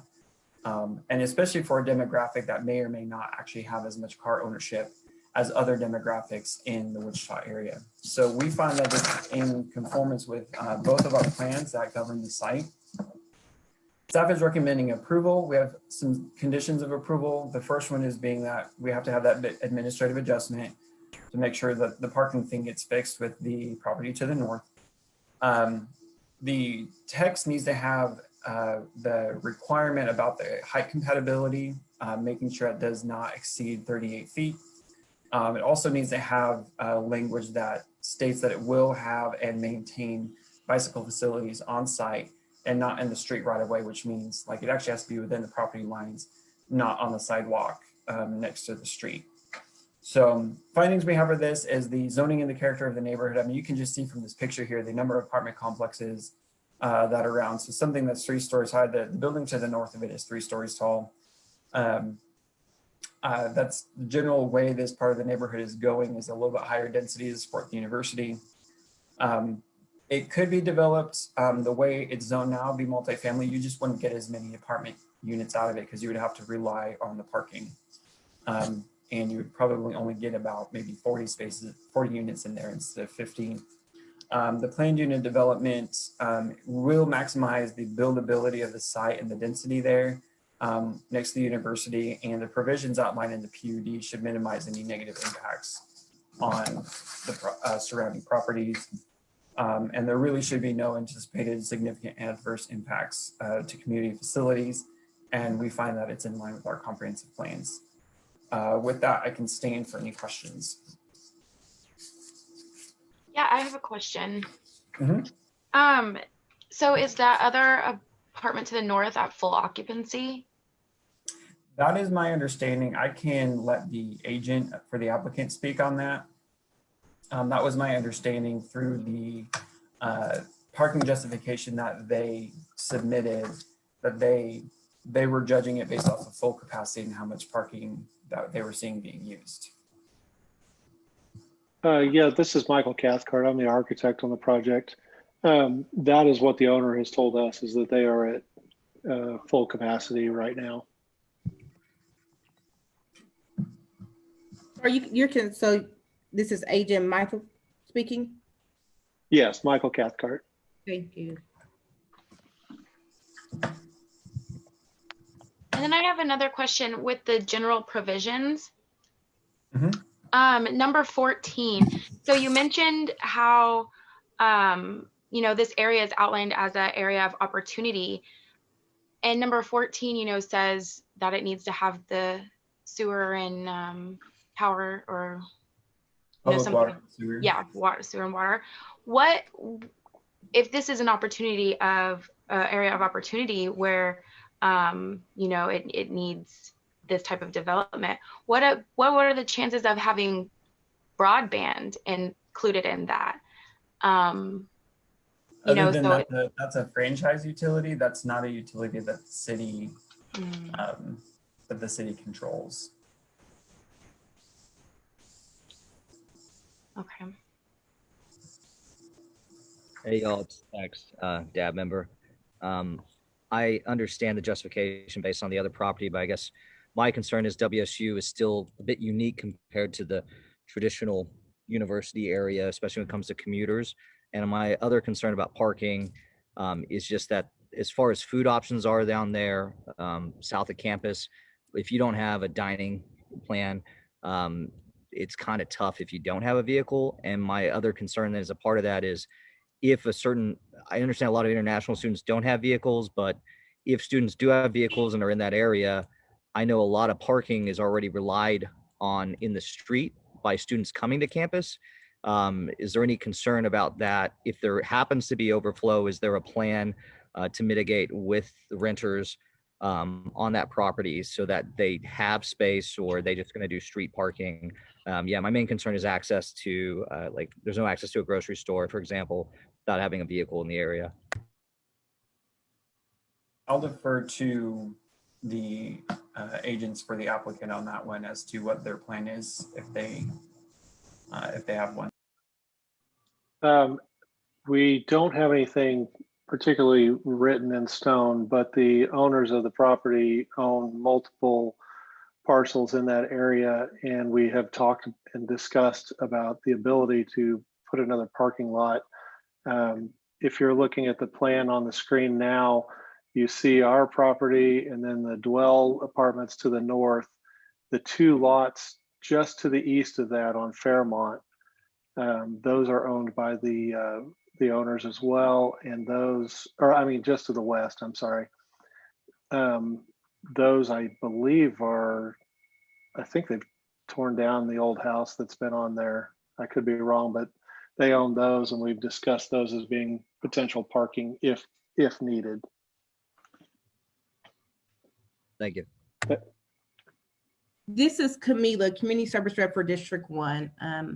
I would like you guys to know that as within the next week, cars will be towed from parking in front of Fairmount Shelter Center because they are violating the space for people who have paid to take classes for Park and Rec, and they're using it to either go to class or to park because they live in that area. So, and if you're looking at the screen, it's this property where I'm circling at right now. The cars lined up right there will begin to be towed because they are parked illegally and they're not there for Park and Rec activities. And there are signs that have been posted. I have a question. This will probably be, or this is more for the city than the applicant or the agent, but that median at 16th and Vassar, is the purpose for that measurable, like the reason for it being there? Because what I'm seeing now is you have this median to stop traffic to being able to go straight through north to south, east to west, and vice versa. You put an apartment complex with a building or with a parking lot that essentially connects Vassar to 16th. Now you've just created a road to bypass that median. Is there any consideration for removing that? I hate that this is my answer, but that's for the traffic engineering and public works department to look at. I don't know if they have any studies. I don't know when that median was put in and if they've realized any benefit from it, or if there's any plans to look at removing it. I see what you're saying. People potentially being able to cut through this parking lot in order to get through there. But I mean, you have those same situations anytime you come up to a main stoplight. You know, there's usually businesses where people technically can cut through the businesses to get through, and you often don't really see that as often as you might think. So right, that happens all the time, but any obstacle you can remove. Right. No. So I don't have an answer for you as to if they see any benefit from it. I don't know. My guess is that it was probably comments from the neighborhood, however long ago, of lots of traffic moving through quickly. I'm obviously there was a safety component included into actually constructing it to prohibit through travel.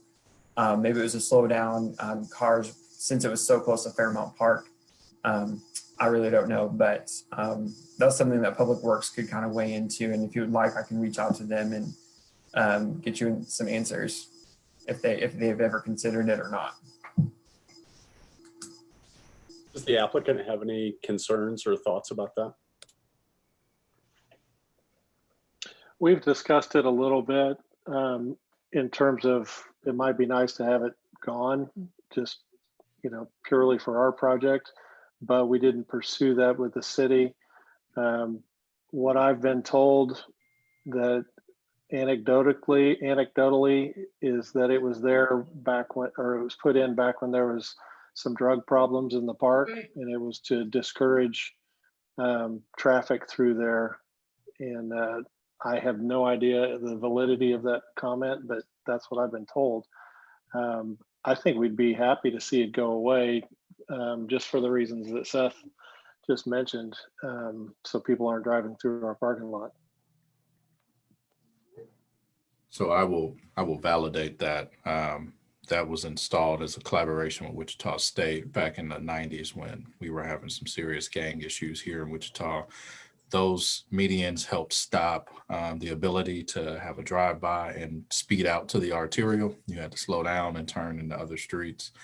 I haven't heard any real issue with that here recently. I have had 2 people in Fairmount say they wish it wasn't there. So to Seth's point, it might be good to work with Philip, but I would always encourage reaching out to the Fairmount Neighborhood Association since they were instrumental in getting that there. And if they're cool with it, then we might look at potential removal. Okay, I have a couple of questions. So far, everybody has been really concerned about students at WSU, and I'm more concerned about the community that is being displaced. The people in places and talked about that area needed development, and it would be nice if some of the development was for the people that are actually there. Those apartment complexes are an eyesore, to be honest. I just put out a quick survey today. Only a few people responded, but looking at those apartment buildings is not pleasing to the people that live over there. And this is more for the city. You guys put together that people and places plan, and you talked about, development in areas that have been underdeveloped. But so far, only thing that's coming over there is apartment complexes that does nothing for the community that lives there. And if you look at the demographics, you can see it's rapidly changing. The more apartment buildings you get, the demographics change. And whether that's good or bad, I'm sure everybody has their own decision. But I thought we were going to really try to get, businesses or restaurants or some of those things in the community, as opposed to tearing down houses and building apartment complexes. And then also in the people and places plans, you talked about green space and walkable paths. And if you allow an apartment complex to go all the way up to the property line, then there is no green space. There is no pleasant trees to look at. It's just this gigantic apartment complex.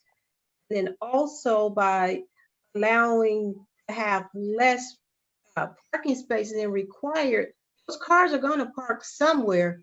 So in theory, it sounds good to say, well, it won't be full, but you really don't know that. And we just saw that cars are going to start being towed away. So I think we have to be cognizant of where these people going to park. They're going to park somewhere, and it's going to be in front of someone's home or in front of another, like you said, a park or something. And so I just think it's unfair to the existing community to just tear down the houses and build apartment complexes that the makeup doesn't look like the people that are there. It just feels like displacement to me. But again, even if we build, once you have the property, you can do whatever you want to do with it, but you're asking for a lot of considerations to build an apartment complex. And to me, you kind of go against your people and places plan, because there is no green space, there is no planting of trees and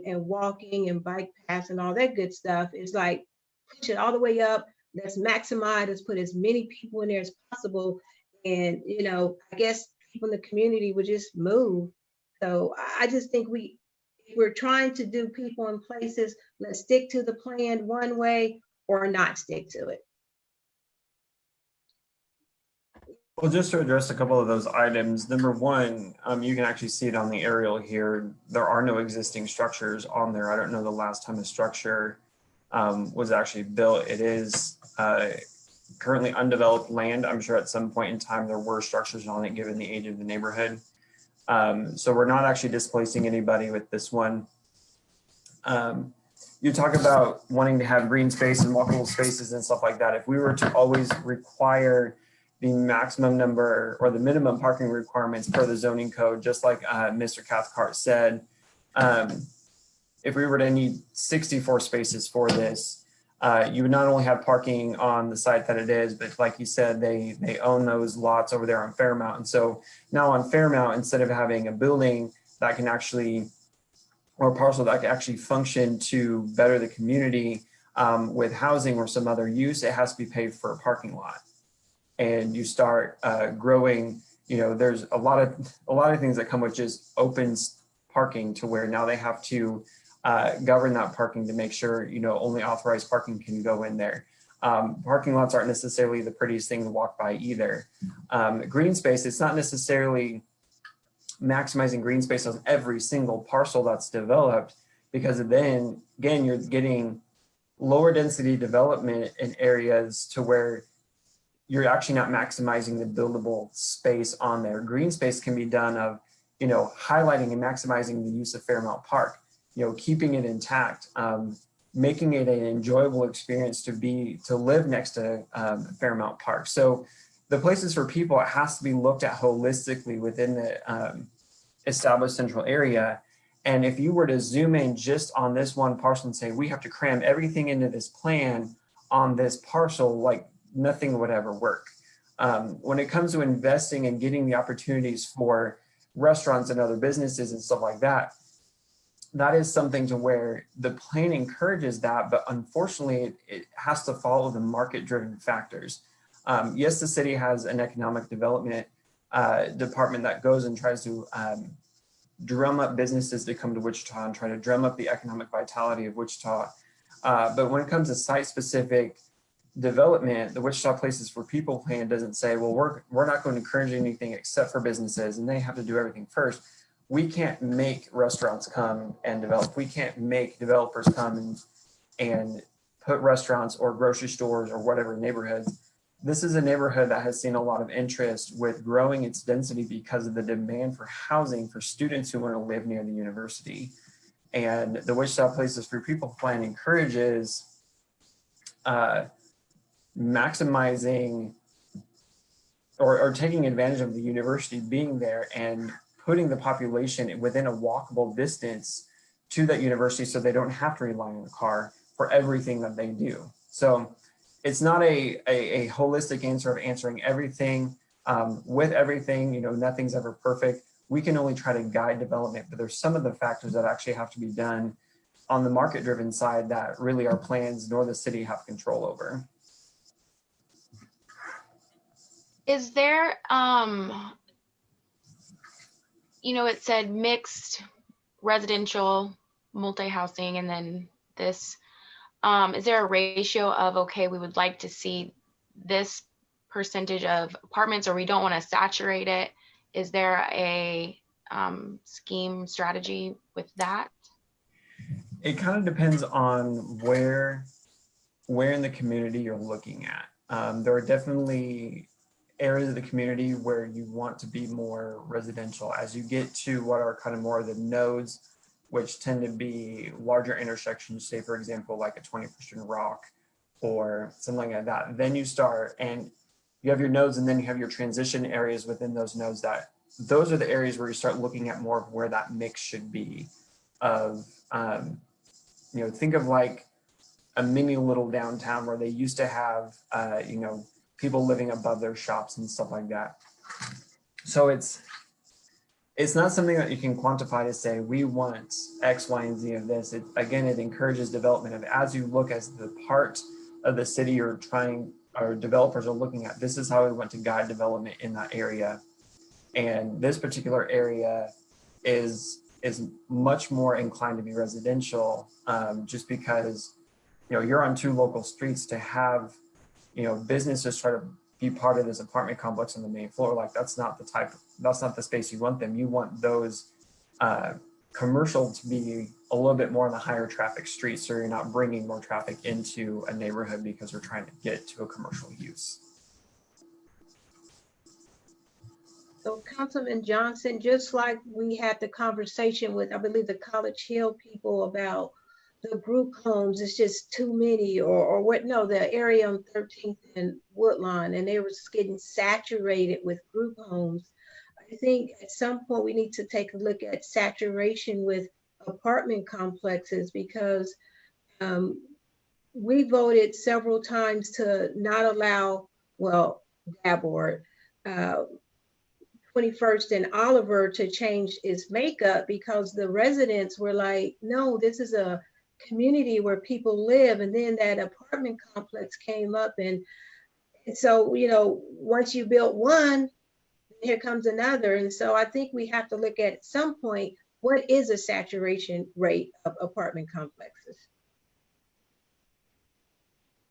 Yeah, I'll take note of that. I think Philip can correct me, but I think this is a part of what had been presented to us early on as one of the initial rezones happened. There was a 3-phase plan, and I'm not sure if this is part of that or not. But that's a discussion I think we should have. And we've been talking about market rate apartments versus affordable in the area. But I do know that there are maybe 3 or 4 property owners that own quite a bit and kind of have some plans already for some forms of housing and potentially mixed retail coming. If I may add in, Councilmember Johnson, this is not part of the other phase that's coming in. That would be on the closer to Harvard Street, the other phase that was coming. And Philip's shaking his head to confirm with me. I have a few questions really quick. And maybe this will be for Philip.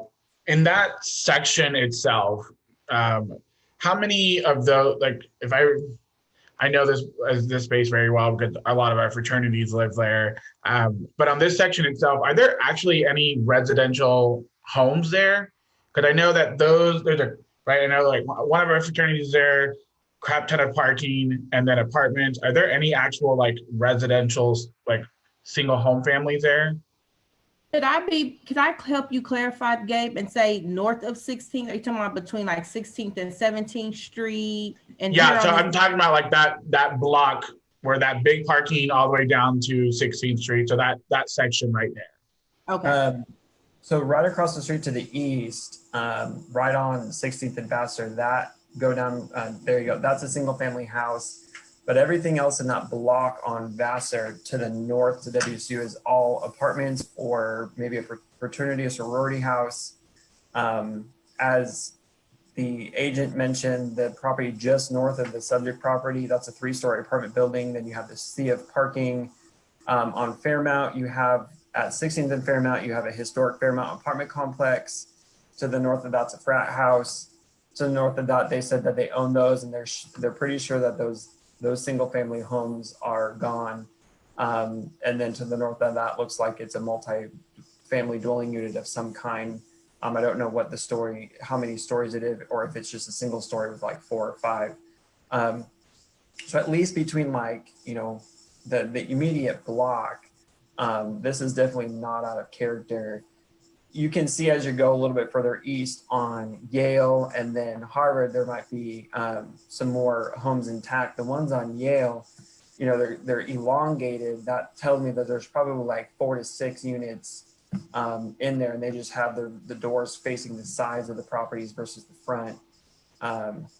So like really the block between 17th and 6th Street between Hillside and I want to say, like Harvard, you can even go say like Harvard there, like that block is very much in transition with as Councilmember Johnson mentioned, like there's a couple developers that are providing, yes, they are turning into apartment complexes, but developers go where the market is driving them. They would be pouring millions of dollars into a community to provide housing if they don't think people are going to be renting them.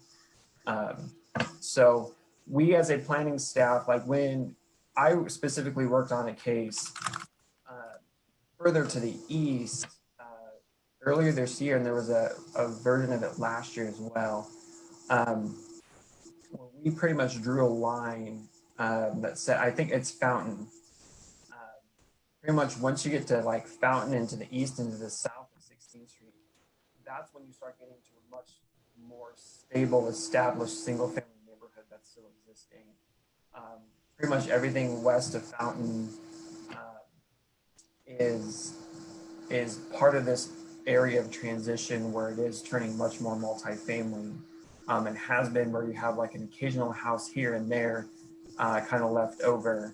And that's where this fits with it's not bringing something new. It's not necessarily bringing something to the south across the street into the neighborhood. It's still staying within the block, within a block's walking distance of the university. Okay. So my second question, and this also might be for you, but it also could also be for Michael. What would be the, I guess, potential business impact, financial impact if it wasn't to the property line? For example, right? Like I know the building on 21st I can't think of it out the name of the building itself. It is like it's right at the property line. And so what would be the financial impact if to the space, to potentially as many apartments you can build, if it wasn't at property line? I don't know, just because haven't laid it out on a slide plan, and maybe they can speak to it more, they might have looked at it. If you built within the setbacks and then had to provide the required parking per the code and not with the reduction, you're looking at a significant reduction in the number of units you can build. And so what that number is, I don't know. Maybe they looked at it. Keeping in mind. Excuse me, Yes, I'm a ma'am. little confused because previously we said if there were 50 units versus 40 units with that setback. Honestly, that was kind of a shot in the dark. I don't know what the capacity of the site could hold, because you would have to look at what size of building you could put on there within the setbacks and still provide your required parking. And that's where, without really laying it out on the site plan, I don't know if the agents for the applicant have looked at that either. We did briefly. Go ahead, Michael. I'm sorry, Philip. We briefly did look at that, and it was quite a bit less. I think we were down in the 30 unit range. In order to park it, it just isn't as an efficient of a layout.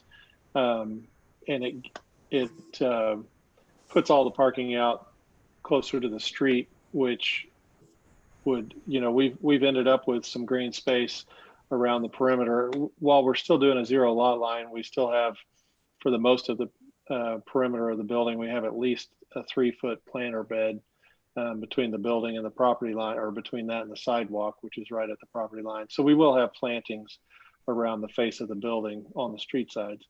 But yes, it was quite a bit of a reduction in number of units, because we couldn't park even at the 0.8 ratio that we're asking for. We just couldn't park it.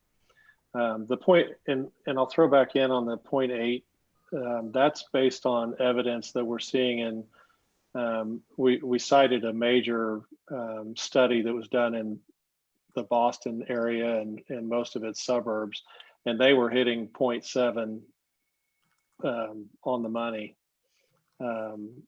with their units. Granted, they're a bigger city and a lot more things like that, but they had parking anywhere from 0 provided stalls up to 2.5 per unit, and it averaged out to 0.7 for all of their units. And it was, I don't know, quite a few, thousands of units, apartment units that they were looking at. So based on our experience at the Dwell and what we're seeing nationwide, that's why we went with that number. Because there are some students that just aren't going to have a car. Some of them are. And another bit of evidence that we threw in was that ride sharing, Uber and things like that is certainly on the increase. Not everybody wants to pay for that, but there are individuals that will. So all of that put together is why we went that route. And Michael, I imagine your target audience customer would be students attending the university, correct? That is correct. Okay. I think my last, and this is, I guess, a comment, and I just lost my train of thought, so I apologize. Okay, it's back. Right, like to me, I don't think the parking is a big concern for myself, mainly because, right, I can back the information up about, I work at Wichita State. Our students aren't driving to campus as much as they have been in the past, right? And mainly because it's expensive to park on campus, and B, more and more students are just not bringing vehicles to campus. And that just tends to be even some data that we have on our campus about closing some parking lots and converting them to use differently because they're just not being utilized. My only, I guess, concern is, I think visually, and this is just selfishly asked of me, my own opinion, I visually don't like the Aspen Heights apartments close to the property line, that thing. And so that would be my only concern on this property. And right, like even if we were able to, if it was able to be made work with, and I again support the reduction of parking mainly just because I know that to be fact data. I just to me, just selfishly, I don't necessarily like the fact that it's that close to the property line. But that's my own, again, my own thought and opinion on there. I have one more thought, but I know there's a couple other people who want to say things, so I'll save my comment to the end.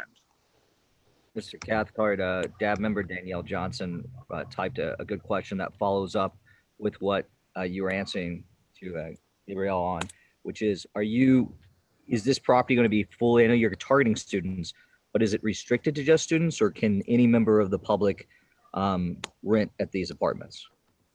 Oh, absolutely. Any member can. Yeah, it's not targeted direct. I mean, it's not restricted to students. It's for whoever wants to rent. Now, one thing that's a little unique about this particular building is that all the apartments are the same. I mean, within a few square feet of each other. They are, in essence, studio apartments.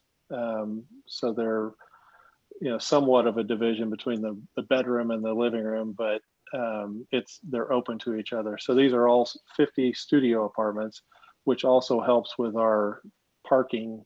You don't typically have multiple residents living in that small of an apartment. I don't think they fit into the micro unit apartment, but they're 450 to 525 square feet, and they're all roughly the same layout. But yes, to answer your question, they're open to anybody that wants to rent them. This is maybe a better question for Philip, but carrying on with the concerns that DAB member Lawanda had of impact on the community, I have great concern that there's so many neighborhoods in Wichita that are food deserts, both restaurants and grocery stores. Is there any issue with this zoning classification if Mr. Cathcart's client down the road sees the economic opportunity as well as the community need to put in a little convenience store or a deli or something like that on the first floor as a part of this complex, especially if they own so many other properties in the area? I look south of campus and there's just nothing there that any member of the community could utilize. So that's actually the beauty of a PUD, is it has that flexibility to then go in and add something like that. If this were to remain the multifamily zoning that it is, that would be an absolute no. But because it's being rezoned to PUD, what they would do is they would come in and file an amendment to the PUD and go through a public hearing process, just like we're going through now, to add a use to it of a more commercial retail nature if they wanted to convert some space on the first floor to something other than residential units. And again, because it's PUD, because it's discussing zoning, they have the latitude to do that. They would just have to file a formal amendment of it and go through the process to get it added into the permitted uses for them to develop that way.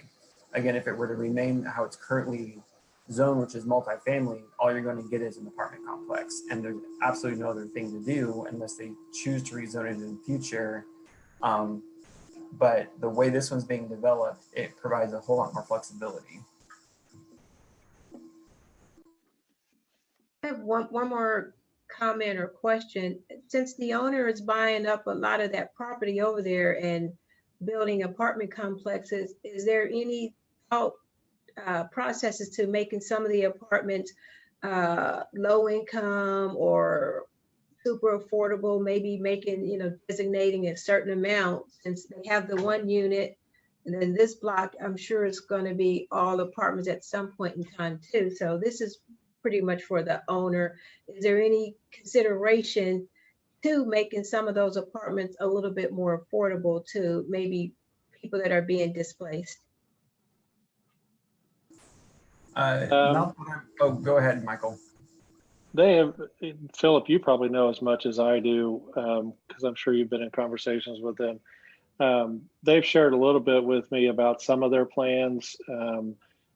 They've been buying up properties for a number of years, and their goal is to bring some retail and restaurant type stuff up closer to the 17th Street side. As far as affordable units, I think that's probably in the mix as well, but I'm a little ignorant on their, definitive plans. And And Philip, if you've talked to them, you might be able to add to that as well. I haven't heard anything about providing affordable units, and I'm not aware of any programs in the city right now that are requiring a certain ratio. Now I have had conversations with them about having some cross street access. So maybe putting a walkable type of a street as opposed to a drivable street through the middle of one of these blocks or two of these blocks to encourage some walkability, to encourage the green space, not park like green space, but landscaped streetscape, as well as retail and things like that. So I know they're thinking about all those types of things that you mentioned, Lawanda, but this is basically the first project I've been able to get along with them. Awesome. We'll just put a little bug in their ear. Development Definitely. is great, but let's make it for the entire community. That would be awesome.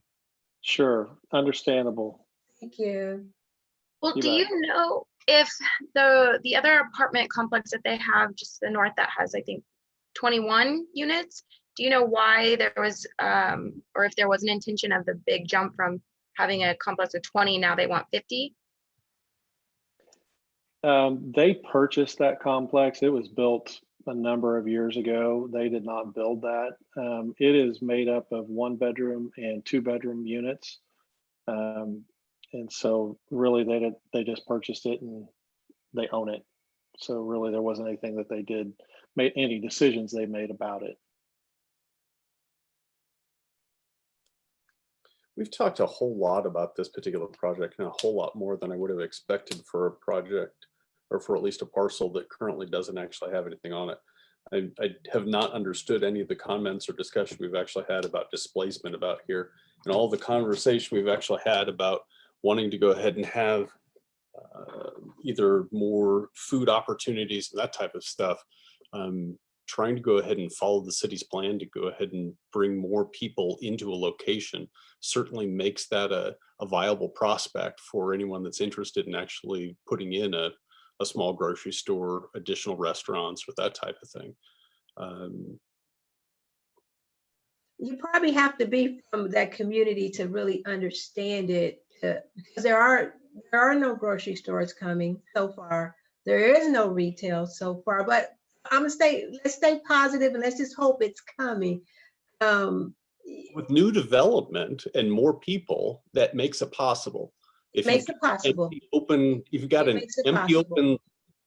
open lot where nobody's there, there's no, why would anybody want to go sell something where nobody's at? And so the fact that you actually are putting new development into a spot, particular place where that actually needs it, There are people there, maybe not on that particular lot, there are no people, but there are plenty of people in the surrounding area, so that's not a fair statement. That lot may be empty, but there are plenty of people that live in that community.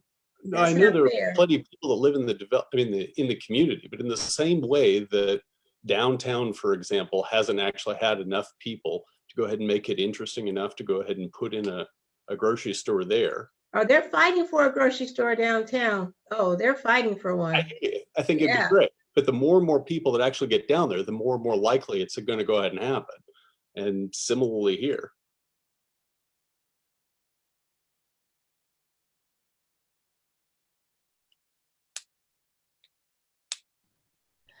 I think that this is Camila, and it's hard for me to share right now as a community service rep taking your notes that it's unfair to compare Fairmount Neighborhood Association to downtown is all that I can say at this point.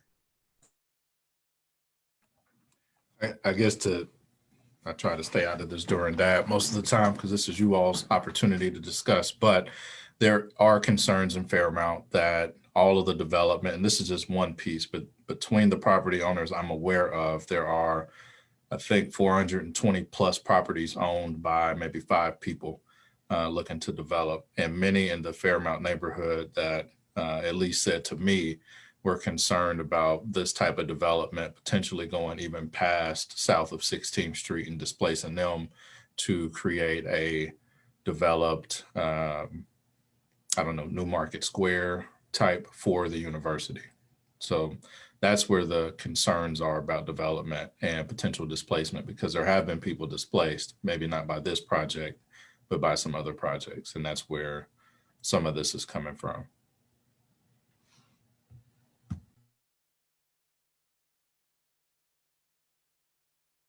I'm going to read these comments in the chat because they're from a DAB member. It says, we just hope that the community outside of WSU will not be forgotten during all of these new developments. It says, it feels like the outside community has already been forgotten. And someone said, yes, unfortunately.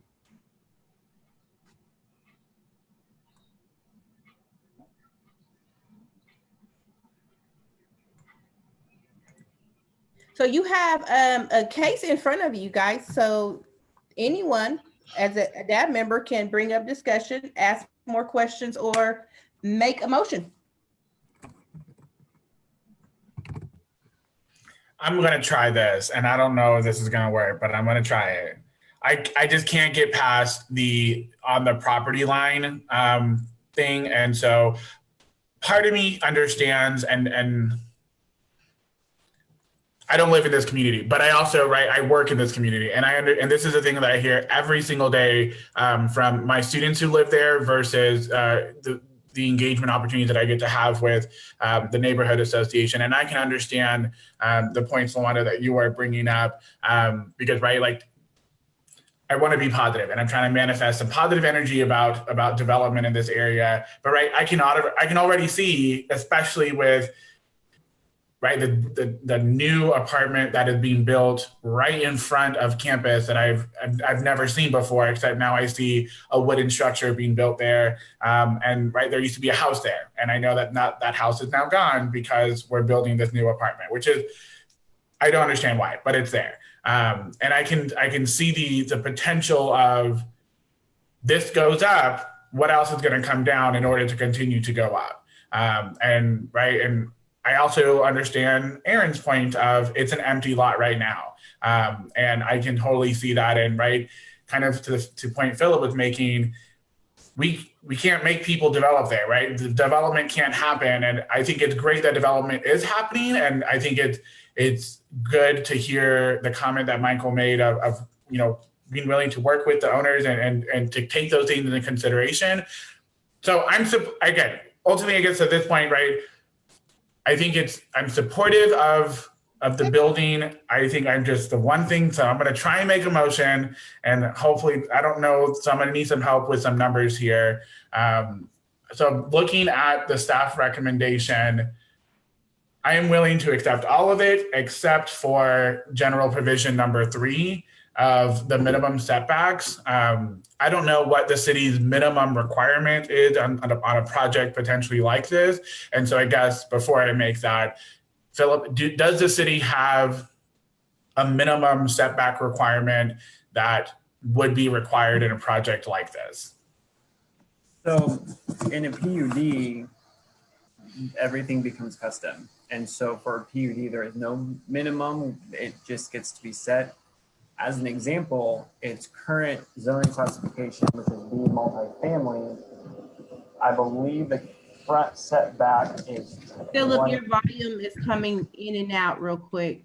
Sorry, I was opening my gigantic zoning code binder on my laptop.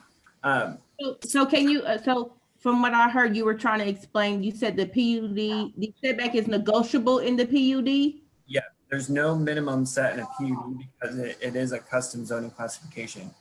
As an example, how it's currently zoned, which is B multifamily, the minimum front setback is 20 feet. The side street setback would be 5, and the rear setback is 15. So you create if they were going to need to conform to a standard set of setbacks, there's no point in actually pursuing a rezoning property.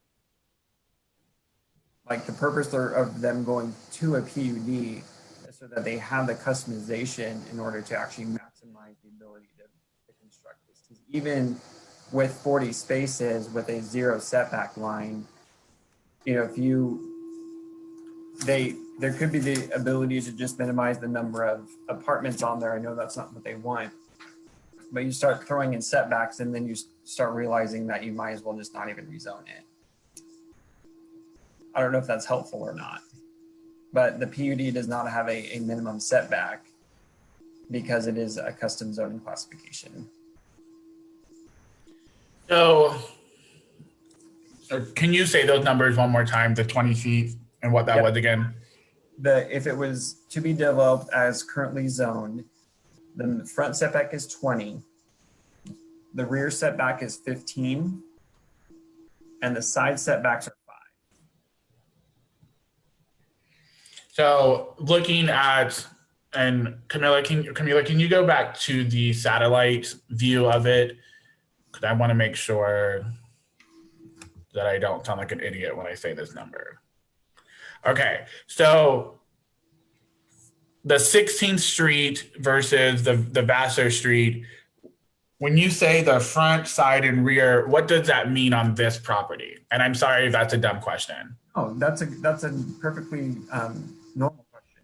The front setbacks face Vassar.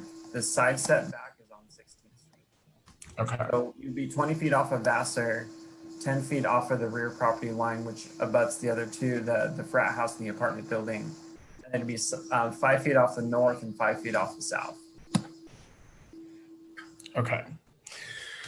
All right, so I'm just gonna see what happens with this motion and we'll see how it goes. Real quick. Oh, yes, go ahead, sorry, Seth. Philip, so with the proposed setbacks, towards Vassar and 16th Street, is this kind of unprecedented, or are there other examples of structures in town with a similar setback? Is it you're aware of? I honestly can't think of any off the top of my head with the 0 setback for a building like this that's not in downtown or like Delano.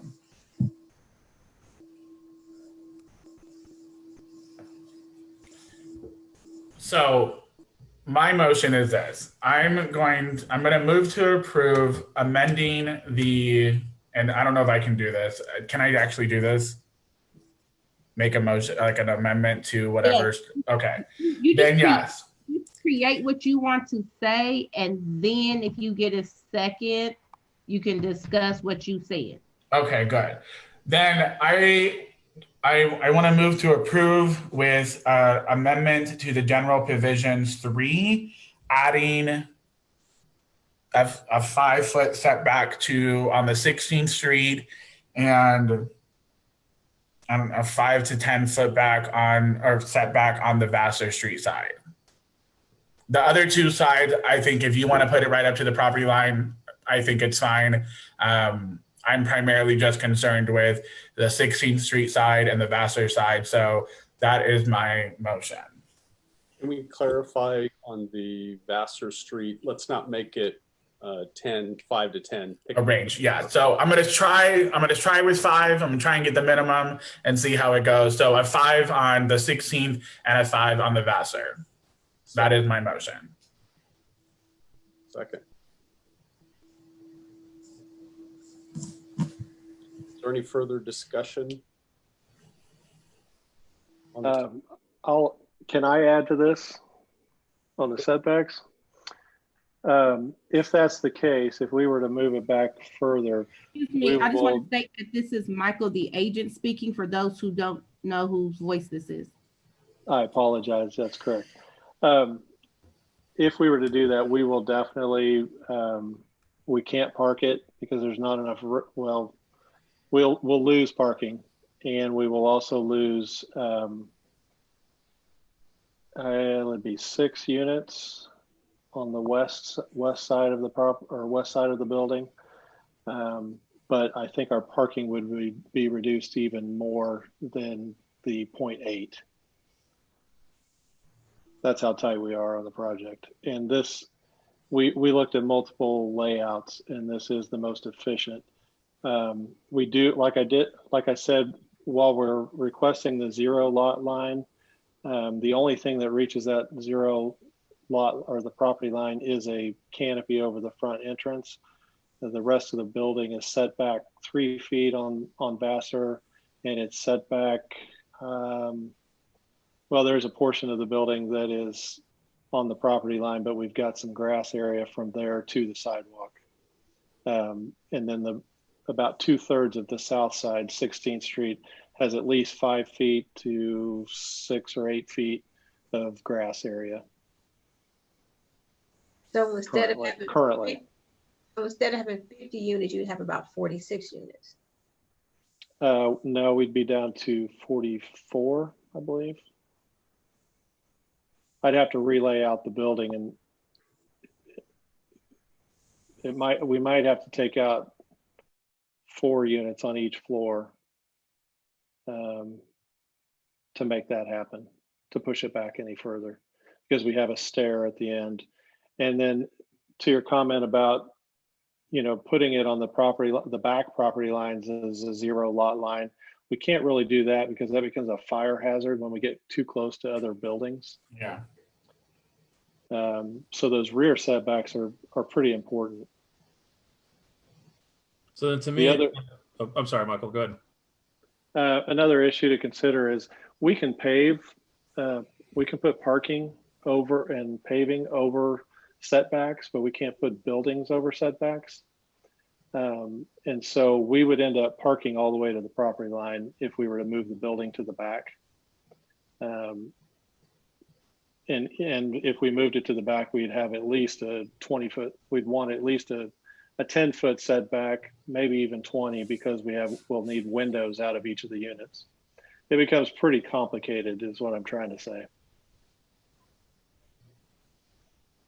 So to me, this kind of sounds like the staff the difference between the staff recommendation and Gabriel's proposed setback recommendation is a matter of a few feet on just one street, but greatly affects the amount of units in this building over essentially what's 2 feet by the length of the building. Correct.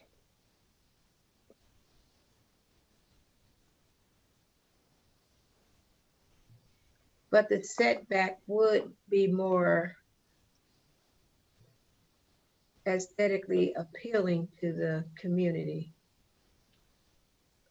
I think I guess I would agree, right? I think I agree with Wanda's point. I think for me, I think about, I don't know. For me, I feel like the setbacks would be where the complex has kind of merged with the environment of the property and not necessarily been sat on the property, right? That's one of the things where I think, right, again, I know and I don't mean to do this with your project, Michael, but comparing this project to the one on the 21st Street, that building literally feels like it was slapped on that property and not merged into what I would define as the aesthetic or the view or the non-adult word, the vibe of the property itself versus here, right? I think the setbacks are, in my opinion, are crucial to, it blends with the neighborhood and it isn't sat on top of the neighborhood. And I feel like the vibe just connects a little bit differently. And I recognize that that's not a good word in a committee, in a group like this. So I apologize. I don't have a better choice of words for that.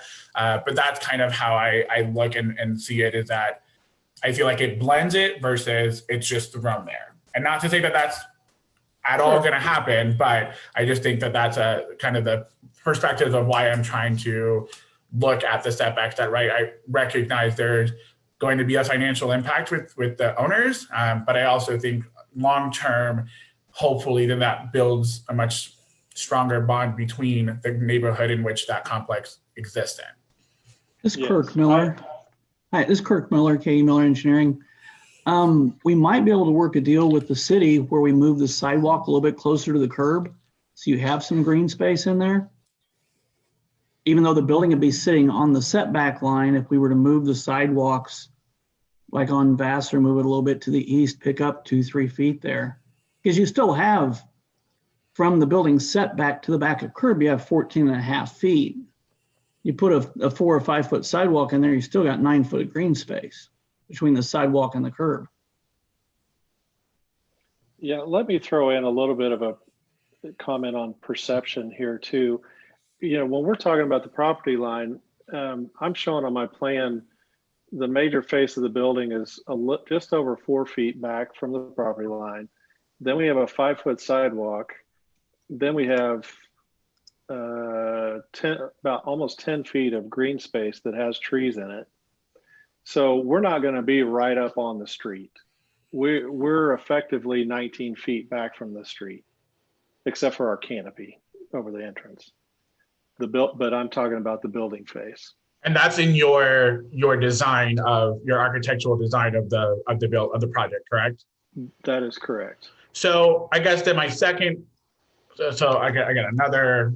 I'm sorry that I'm talking a lot, but not really. I guess my other question is, if that is in your design plan, can we adopt that language into the provision plan to make sure that not, listen, I trust you. I don't know you, but I trust you. But right, like if we can adopt that language into the provision to make sure that that is built into it and that like that's a part of the deal, that you're also doing X, Y, and Z, would that be acceptable? For me, right, hearing that, my opinion changed a little bit, because if you have designed the space to allow the setbacks to naturally be already built into it, then my opinion changes a little bit. But on face value, looking at the general provisions, I wouldn't have known that if it wasn't brought up. And so I guess my second follow-up question, and may amend my amendment, is can we add that design perspectives that you're talking about into this to make sure that it happens? Because then I think I'll be satisfied with my concerns that I shared earlier. And I don't know if that's a you question or a Philip question or a who question, but that's my question. Can that design concept, or whatever you want to call it, be repeated? Be repeated on other properties? So from what I heard, to Don, this is Camila stepping in. Mike, if you can clarify that what we just heard is the architectural design is showing that other than the awning overhead for the indoor entrance, the property would already be 19 feet from the curb. That is the case on Vassar. On 16th, one portion of my building is right up to the property line, but I'm still about a little over 17 feet from the 16th Street curb. So on 19 16th and Street. 17. Yes. Okay. Philip? And keep in 14. mind, there's a portion from the curb inward, and I don't know the exact dimension, that's street right of way that actually can't be developed on. So like the property line is not the back of the curb. A lot of this existing green space that he's talking about is actually already provided for in the street right of way and cannot be touched by the development of this project. What is the right of way distance? Give me a second, I'll pull up GIS. And I'll And then while you do that, Michael, so you talked about the 16th and 19th behind the, I guess, and I suck at directions, but the west line, yes, where Camila is right there, and the one behind the building, I guess, north of it, what is the, is that right up to it as well, or is that built back or set back a little bit too? I honestly can't remember what we put in the PUD, but I'm showing, I believe there's an easement back there, which is different than a setback. We've got a 10-foot easement. Michael, if I can, that's the area where he just talked about the fire code gate where they. Oh, yes. Hello. Okay. Yep. That's right. So far because of the fire code. Okay. That's right. Now, sorry, Michael. Oh no, you're good. You're good. Part of what we're doing too is there's some existing trees in that right of way, and we've spoken with the city about those. Some of them need to come down, and they're going to require us to put some ornamental trees back in there. But we're also attempting to put some trees, some skinny trees, but some trees on the front of our building as well. So on both sides, 16th and Vassar. So it'll be landscaped. It's not going to be just a wall of building. You know, we've taken all that into consideration as well. If you drive through there, there's some large trees along the street, and Yeah. most of those are going to be staying. And then we'll add in some ornamental trees where the older ones that need to come down are being taken away. So the approximate distance from the curb to the property line where this grass and sidewalk and trees are existing is 15 feet on both 16th and Vassar. Okay, it's 15 Right. to the curb. Okay. To the curb.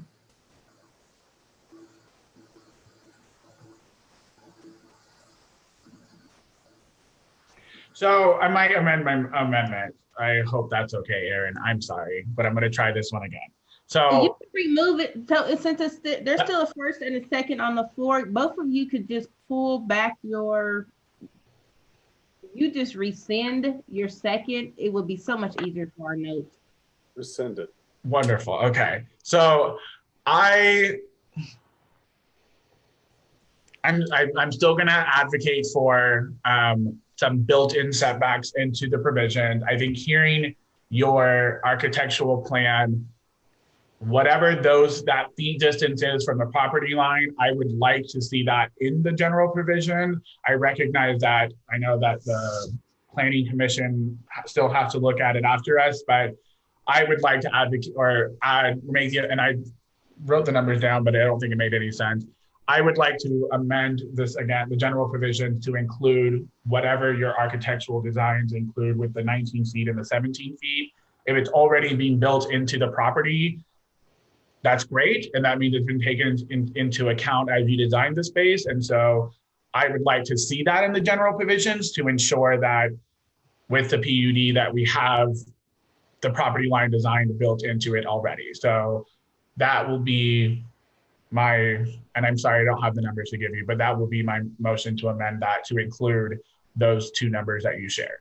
So to be clear, you want Oh, their go ahead. architectural plan to be in writing, basically? Yes, because I remember when I first came on to DAB, my very first meeting, there was the concern about the Aspen Heights building, that one thing was shared and it didn't end up coming out that way. And so if we have the opportunity to ensure that hearing from the agent and the owner that this is already being taken into consideration with the building of this complex, then I would like to take that opportunity to ensure then that the general provisions also highlight what's been taken into consideration of the architectural plan already. So for notes purposes, it's a recommendation to accept the staff recommendation and add the architectural plans. As long as section 3 does not stay 0 feet, 0 feet. Then yes, that would be my motion. Philip, real quick, does that meet with your needs? Yeah, I understand what he's saying. Michael talked about how the building is actually, at least on Vassar, is actually designed to be set back a little bit, but they didn't put that in the writing of the PUD. So the recommendation is to actually put it in writing that the building is set back however far back from the property line it's currently designed to ensure that it actually comes out that way versus allowing a 0 setback and it being modified to where there actually is none of that green space that was talked about. Yes. In order to do that, we would have to have a provision that the canopies and we have a ramp, an ADA ramp to get up to the building that is outside of that setback, the building setback, our 4-foot setback. So we would have to write it to say that canopies or circulation routes could be within that setback space. And you have the latitude to do that. Now we do have a portion of the building on 16th that is, maybe 6 inches, 3 inches, something like that from the property line. It's not quite 25% of that face of the building. But, so maybe so the south side 16th, maybe we say, X percent can be at 0 and then the rest of it has to be back 3 feet. Otherwise we would lose 3 units to do that. So this is Camila still trying to clarify notes. If the word is just architectural plans put in writing for Fonseca's motion, can all of that just be wrapped in there? And we do not have a second yet. I'll second. Philip, are you comfortable with the language saying architectural plan? Yeah, or maybe the PUD drawing, PUD drawing? or as drawn on the PUD. Because what is being talked about is basically how they've already laid out the building, that it be drawn or be built exactly as it's laid out right now, and that there's not any, the building does not get any closer to the setback than it's currently designed. So architectural plan as drawn in the PUD document or something like that. To me, that makes sense. Basically, you could say provision 3 reflects the distances the building is set back from the property line as drawn in the PUD drawing. Thank you, guys. Yes. You have a motion and a second on the floor, Aaron. Well, hold on real quick. So Gabriel, I saw you nodding your head in agreement. Just for clarification, you'll accept that language? Yes, I will. Yes. And I want to make sure that before I actually do that, let me make sure I get this question. So basically what will be forwarded to the next group will not have the 0 feet, 0 feet. If that's what you're saying, Philip? Well, no, the DAB's recommendation is to the city council. So the city council has ultimate approval of this. So our recommendation to the planning commission will still be what is in the This staff. part, okay. I will mention, and this is the beauty of having DAB first, I will talk about what went on at DAB for them to consider, but your recommendation and the planning commission recommendation Go for it. Yes. Okay. Yes, that's right. Thank you. It's been a while. It's confusing, but you're good. Yeah. So yes, Aaron, I will accept the language that was put in there. So yes, thank you. Fantastic. And Seth, you're still good with the second with that clarification? Yes. Awesome. Is there any more discussion? I have a question. So Philip mentioned the 15 feet, was it 16th and Vassar? Will you say that again? Were you saying there was already some stipulations for setback in that particular area? Yes, this is Camila clarifying that. Yes, both sides on 16th and on Vassar already had some setbacks. They just were not discussed until we brought up the word architectural. Gotcha. Okay. Good questions. Any more questions? Any more discussion? You have a community member who is on mute, but did bring a call in earlier, Dave, who said he was okay with the proposal. That's very good. I was going to go ahead and ask if there was anyone from the community that wanted to talk about it. Is that the only person from the community that otherwise would like to have input?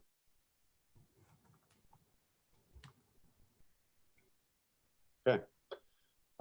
With that, I think it's time to vote. All those in favor, raise your hand, say aye.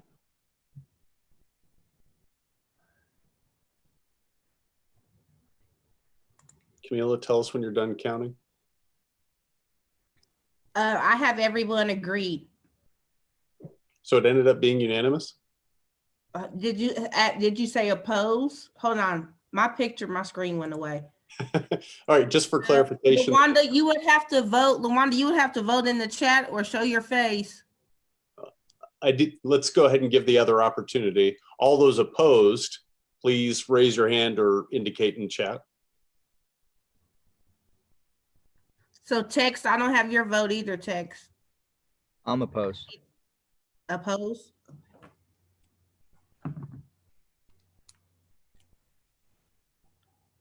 I have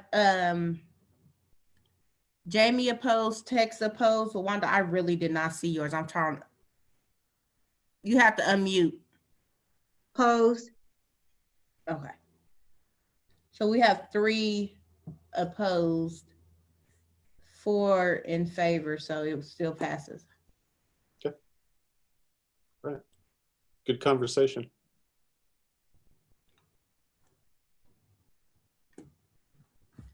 Is there anything else that's actually needed on this particular issue for clarification or anything else? have something to say. This is DAB member Danielle.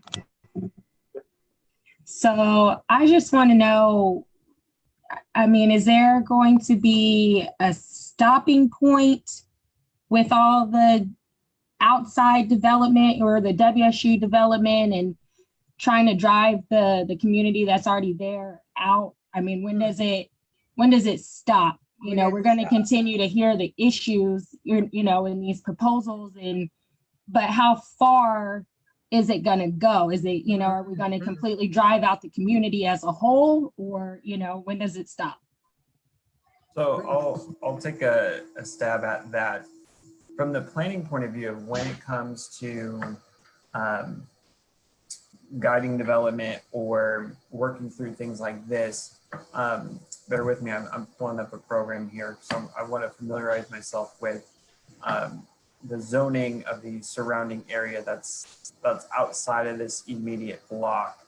So I'll kind of talk and do this at the same time. Basically, what we look at when it comes to if a future apartment complex were to need a zone change in order to be able to happen, what we look at, one of the things we look at is the character of the surrounding neighborhood, and what you'll find, and kind of what I mentioned before, is the concentration of what's going on here is really between 16th and 17th Street, from Hillside to about Fountain. And so, and especially from my point of view, as I look to the exact same question, what if a proposal comes in a different part, you know, south of 16th Street, you know, east of Fountain, like where does it end? As we start looking at where is there continuity within the zoning, where is there something where it's really more of an established, developed area, where is it not piecemeal anymore? And we're starting to see that boundary where it's like, you know, we would heavily discourage anything south of 16th Street because you have a solid block of TF3 or 2-family zoning, which allows up to duplexes. So single family homes or duplexes, and not south of 16th Street near Fairmount. You start getting south of Fairmount Park, east of Fairmount Park, still south of 16th Street, you have a solid block of single family residential zoning. You know, if they were to come in and say, well, we want to do this entire block, we're now starting to realize that's beginning, that would more erode the character of the more established, consistently established neighborhood, not directly adjacent to WSU. And those would be factors that we would look into if a zoning case were to come in and say, we're looking at buying up the next block. Now it starts introducing a more intense use further into the neighborhood. And that is something that we don't encourage. Philip, I need to go back. Our vote, you guys, I do not have the correct vote. Danielle, what was your vote? Because I was opposed. So in the chat, you put a word agree to a conversation 20 minutes earlier, and I looked at it right underneath to Don. So I need to ask for the hands again for the show, but we have 9 DAB members. I need to see who was in agreement first. Aaron? All those in favor, please raise your hand. I only see 3, and that is Seth, Gabe, and Aaron.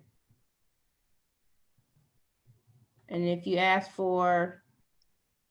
All those opposed, please raise your hand or indicate in chat. Just text, I'm opposed. So I see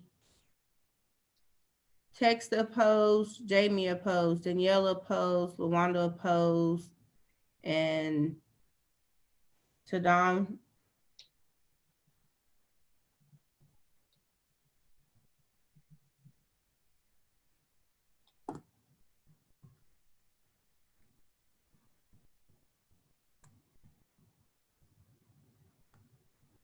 So Camila, did you get something from everyone?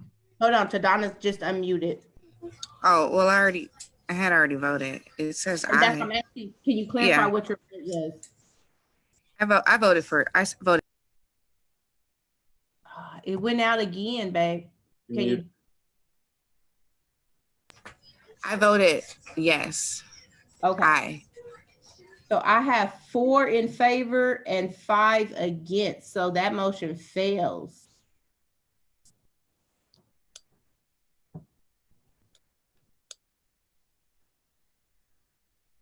Okay. Is there a different or other motion that anyone would like to make regarding this? And remember, you can motion too, Aaron. I hear you. I guess my question is, what is, I guess for my fellow DAB members that said no, is it the overall project, or was it because I gave too much grace in the space in my original motion?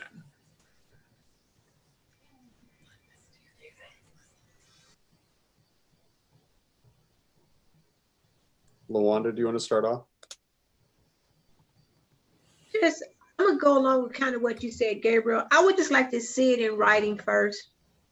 I just would feel better to actually see it. That's my biggest concern. I just need to see it. I mean, it's not my biggest concern, but that's my concern. Right.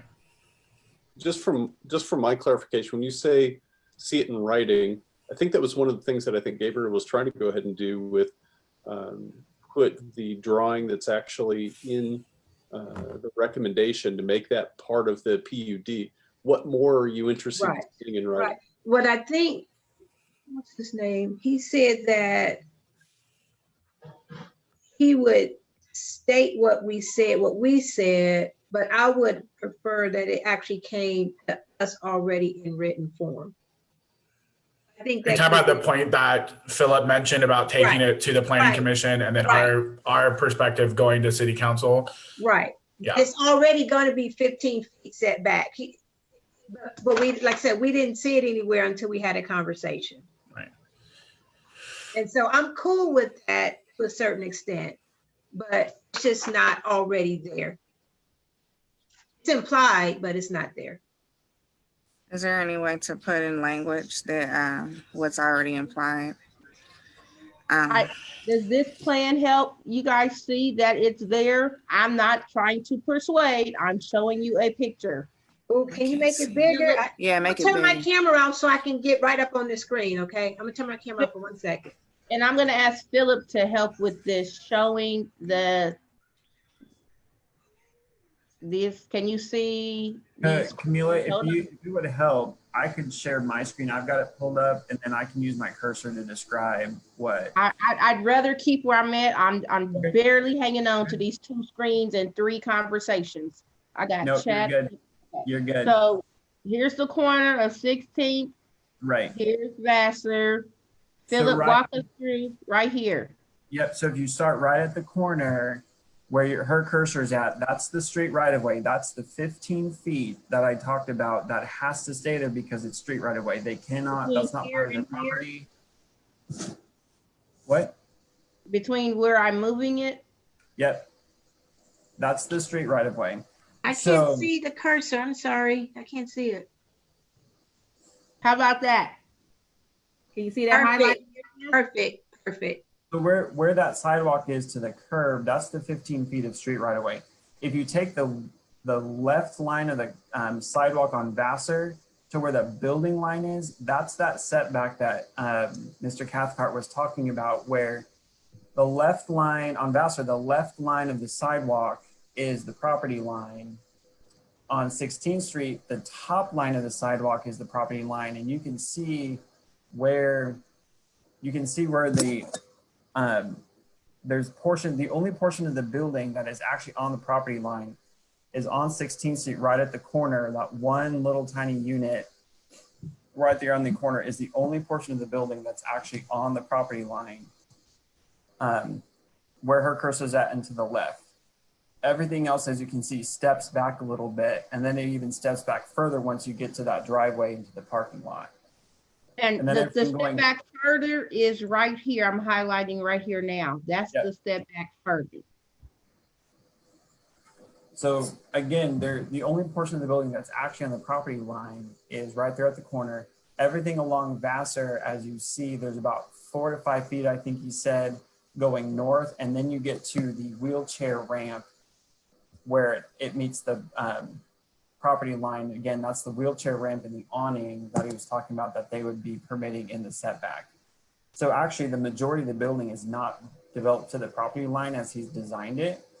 And what Gabriel's motion was to take this design as it is here and actually put it in writing in general provision 3, instead of saying a blanket statement of 0 setback. This would actually lock it in that it has to be developed as it is drawn on the PUD drawing, as you see right now, which actually preserves about a 5-foot setback on Vassar, and the majority of the setback of a 5-foot setback, or about a 3-foot setback on 16th Street.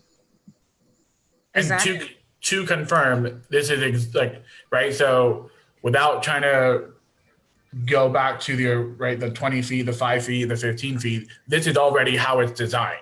It's already being designed with a setback built into it. So it meets my concern, or at least looking at this drawing, and I think your explanation of this was really good. So thank you. The explanation of this meets my concern of, right, general provision right now says it can be 0, but not how it's being designed right now. It won't hit 0, which is good. And so that's what, yes, that was the intent of my motion, is if this is how ready they're going to build it, then let's just use the same language into that provision to make sure that you're not going to go and build it at the 0 line. Is that in language to the right there in the general specs? The amount of setback that you were just talking about? The general provision number 3 just says 0 feet on Vassar. Oh, it's on there. So they actually gave themselves more latitude to build to the property line. And what Gabriel is saying with his motion is, looking at the drawing, they really actually haven't built the property line. We want it built like it's drawn. And so we would change the language of number 3 to state that it has to be built as it's drawn on the plan right now. Right, I understand what he said. The general provisions that we're looking at right now are part of the architectural plans, right? They're the general provisions. The architectural plans are the building. So the general provisions are like basically. But I'm saying that what we're looking at right now, that's not all one piece of document. It is. The general provisions, again, are like the rules that govern how the building is developed, how the site is developed. The architectural plans are how the building is actually set on the site. So they give themselves a little bit more leeway in the rules, even though their building didn't match their rules. Does that make sense? No, I understand what you're saying. I'm like, to Lawanda's point, it's not written out. I can see the drawing. I see the picture. So from what you said, his motion is changing. Understood. I understand what you're saying. So it is written. Like visually, it's there, is what you're saying. But when you say it's written, I don't see where it's written. That's where I'm asking. Like, I can see the drawing. This drawing makes sense. But like on an actual architectural plan, you see dimensions and how, like on the floor plan, you see the actual dimensions. I don't see that here. So that's why I'm asking. In general provision 3, as it would change to basically state that it would have to be developed as it is drawn, dimensions would have to be added. So like, you're not going to have the opportunity to see the final product, but by putting this motion in to say, we see the picture, we like to see it develop exactly how the picture's shown, there will have to be dimensions put in. I understand. So you understand what I'm saying though. So the dimensions are missing from this picture. Right. But that's what the motion on the floor, the motion that failed, was going to rectify, so that those dimensions get put into place so it can't change. Oh, so Philip, you're saying when you go to the city council, they'll see it with changes in there. We can have a revised document to show them, yes. So I think to Donna, I think the point you're making of the measurement, I don't know the right word, but the dimensions of the building, I think how I'm understanding what Philip is saying is The version that the council will see will include an amendment to number 3 to take that, to strike that language, replace it with the language to say it has to match how it was designed. And I think if it would help, then I think, right, then we can change the motion to also include that. That also needs to include dimension numbers so that when council sees it, they see this is what Dab was saying. They were saying, take this off, replace it with this, and here are the dimensions that being designed that way. So right tonight, we may not see that language, but I know my hope is based off of what we pass or what motion we ultimately adopt, that's what council will see inevitably when they look at it. Okay, yeah, that makes more sense because remember, and to Donna, we remember when we saw the drawing on 21st Street and he was supposed to put in the water works or whatever, and he said, "Oh yeah, I forgot that." And yeah, right. And then too, they said they were going to build sub-ground too, and they didn't do that. Right. I just know what a floor plan is supposed to look like, what an architectural plan is supposed to look like. There are no dimensions. So if you're going to take somebody's word, then I guess we can do that. But I'm just saying, what I'm saying is, I see a picture. I do not see dimensions. You have no idea what that actual dimension is there. It's not written there. So Can we're I going ask you, Tadon, you're all right in your conversation, but I want to say, when you say the word dimensions, the city's right away is the dimension, y'all. They cannot change the city's right away dimension with your new recommendation. So it helps with what you're saying. There, like this sidewalk right here, they're gonna add that in. Y'all, it's 9:12. I don't know when this Zoom is gonna come off, but we got to keep going. Okay, but what I'm saying is, I understand that he said there was already a 15-foot setback, 16th and Vassar. I get that. That is something that doesn't need to be written in there because that is something that the city implies. But what I'm saying is, if we're going to go ahead and say input these architectural drawings, which is fine to me, I voted yes, obviously. But what you guys' point, there are no dimensions there. How do you know what is there is what was said is there? That's all I'm saying. The answer to me for my notes is the answer is the current right of way and the architect. And Philip is shaking his head. Yeah, we're having a round around conversation. I feel like I'm being sergeant at arms. We got to push forward with a new motion. So no, Mike, let me ask a question because of all the people that said no, because I voted yes. I was trying to help, but I actually do not know why you guys voted no. So can we get some more input on why you guys voted no so we'll know what motion, or can someone else put out a motion? So Lawanda got a chance to talk. Are there other people that voted no that would be able to go ahead and clarify what their concerns were?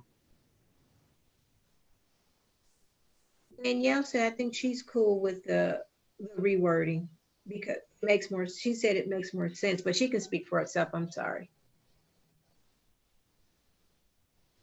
No, you're correct. You're correct in reading that for her. That's correct. Yeah, I do. I want to go ahead and if we could revote if possible, because that makes more sense to me. Go ahead and seeing it. I mean, I guess at this point, we just have to hope that what we see is what we're really going to get. But like Camila said, I think it's just time to go ahead and go forward on this one. So I think I'm going to restate my motion differently to hopefully help a little bit. So I would like to move that we accept staff's recommendations, amending section 3 of the general provisions to strike that, replace it with the language of design based off of the architectural plans that were submitted for a DAB review on December 7th. So this version, not a new version that they make up later, this version that we see tonight, and that be forwarded to council with a recommendation to accept that. I second that. You got it, Camila? It makes sense, right? Uh-huh. Okay. I got this recorded. I'm good. Okay. All right. Is there any further discussion or clarification for anybody? Okay, seeing none. All those in favor, say aye, raise your hand, say yes. Aye. Danielle. I see 1, 2, 3, 4, 5, 6, 7 yeses. Hold on, my screen. All those opposed, say aye or raise your hand. This is Stacks. I'm opposed. Nikayla, was yours yes or no? Okay, she said yes. So I have 8 in favor, 1 opposed. Very good. Everyone, this was lots of conversation, and this is obviously much more difficult to go ahead and do remotely, but thank you for all of everyone's continued discussion. And Gabriel, thanks for leading us through that. Well done, sir.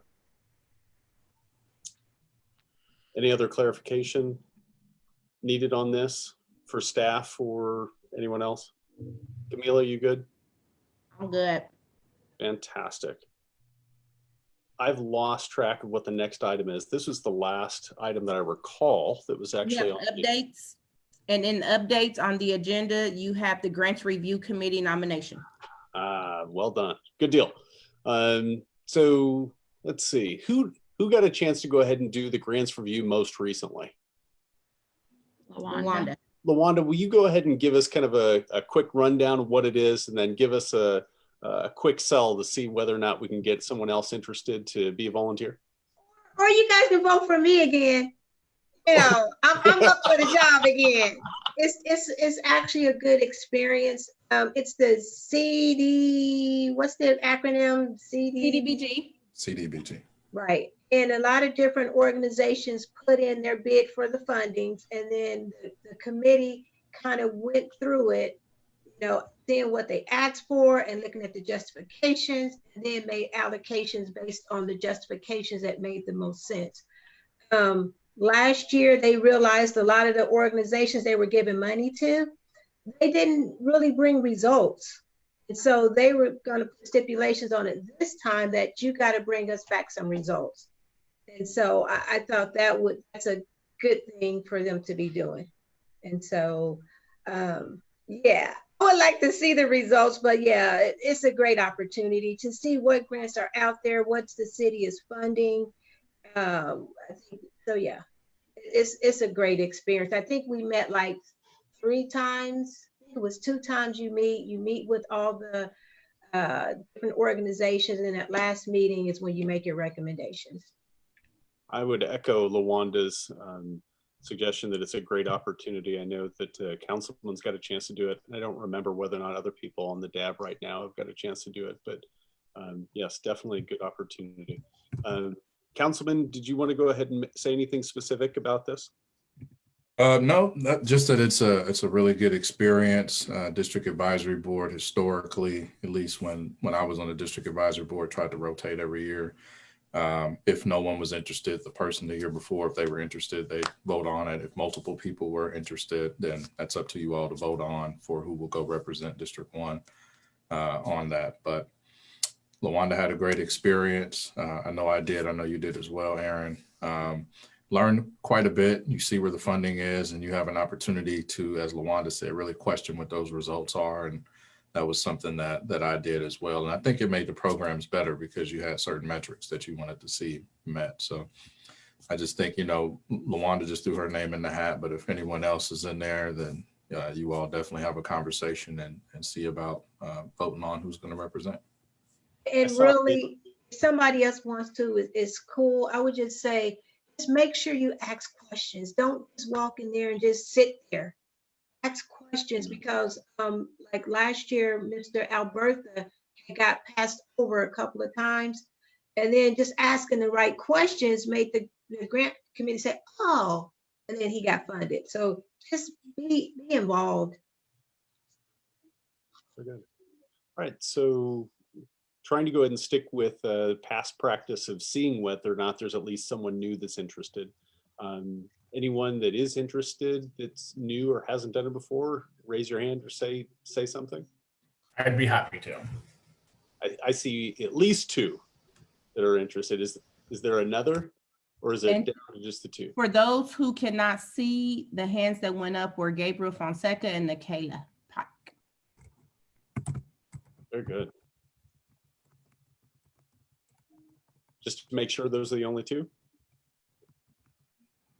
Okay. I have never taken notes for, so we'll have to do a show of hands, one for Nikayla, one for Gabe. If there's not a third one, let me check the chat. Okay, so there's no other names in there. Paper, rock, scissors. Just thinking that. All right, we can do it right now. And then that's how we do it. I was thinking that, but I was like, no, this is a dad meeting. Actually, this is your choice as a dab. It's not same kind of. If you guys do that, that's on y'all. Let's do it. Let's do it, Gabe. Let's do it. And then Wait, hold on. Actually, I make a motion that the two actually decide it via rock, paper, scissors. I second it. All right. 1, 2, Okay. 3, shoot. yeah, just like that. You ready? Yep. Okay. 1, 2, 3, shoot. There you go. What are you, Gen X's or Gen Y? I'm a millennial. Did you vote for scissors? I did So scissors. Gabe won by cutting Nikayla's paper for those who didn't see it. Oh, I thought she had scissors. And I usually do rock, but I don't know. The You just gonna do it millennials once, or went- you That's just- always the you just first do it on one. May the notes reflect. That's quite the. Millennials went old school. So now Yes. as a group, you guys will all in favor for Gabe. Aye. All those in You favor won for Gabe, say fair and aye. square. Raise your Yeah. hand. And All y'all those said, opposed, same sign. Gabe, thank you very much. Listen, thank you. That was fantastic. It's an awesome sport. Way to end the meeting, you guys. Any other updates? Oh, here's the update for you, Nikayla. The hotspots have always been exhausted. We've always had a waiting list since we started this program back in the spring. Actually last year when we piloted the program, they were always, and so yes, there were calls. We have 60 more coming due to CARES COVID funding. And it just took forever because all of the electronics you order from other companies were on a backlog. So between our contract with T-Mobile and the CARES funding, each neighborhood resource center will be getting 20 more hotspots when they get here. I have a question. Are any of the rec centers opening doors for students in the daytime? No, because we have a capacity to serve adults, I couldn't let an adult in to fax, copy, and scan for free if I have so many children in a room. But that is something that if you were someone suggest that to Park and Rec or other departments, they can take that up as their capacity numbers. And 259 and Park and Rec have been in conversation, just so you know. Okay, thank you. And I'm not sure if y'all saw, there is some other CARES funding coming for childcare and support that way. I saw it in an email. That's cool. Very good. So we're down to the end of the meeting, and Councilman has already got a chance to go ahead and give us his updates. Why don't we go ahead and, I'd say, go around the room and give us your own updates or have any questions. I'll go ahead and start off and say that I don't have anything specifically, so I'll go ahead and pass it off. And at least on my screen, I think Gabe's up next. I don't really have anything on a personal note. I don't know. I think I've shared this with all of you at some point. I started a doctoral degree this year, and I just finished my first semester of it, and I'm super excited and happy about that. And I haven't quit yet. So that's my update. And I feel like the community all needs to know that. So yes, thank you. I'd like to make a motion of support for that. Listen, I'm going to need it over to the next 2.5 years, so I appreciate it. Hey, Gabe, why don't you tag someone afterwards? Oh, yeah, perfect. LaWanda. No updates. Thank you. Oh, LaWanda, yes, you do have an update. Black Alliance sent 500 masks to who? To the Wichita Cowboys 12 and under football team. They made it to nationals. They went to Florida. And so the coach wanted to try and be safe. And so we donated 500 masks to that organization. And they won their first game today. Yeah. Wow. Representing 316. Yes. And are you still doing the food distribution on Saturday? Oh, yes, I am. Okay. If you know anybody in need of food, at my church, 302 South Dodge, we have boxes. Last week they had like hot dogs, chicken, fruit, vegetables, milk, eggs. And so if you have a need, Greater Faith Ministries, 302 South Dodge, from 10 o'clock until about noon. Greater Faith Ministries. Yes. Then Is there also, is there a flyer? Is there a flyer or Facebook page for that church?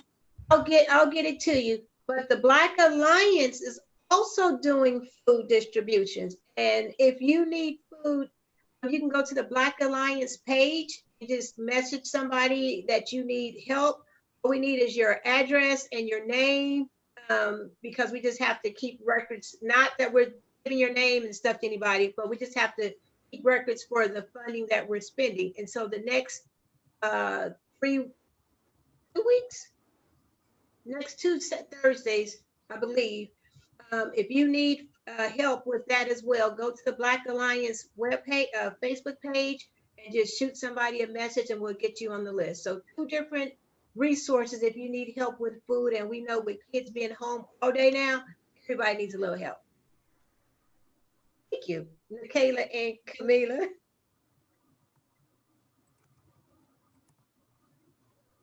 How about Seth? I've got nothing. Fantastic.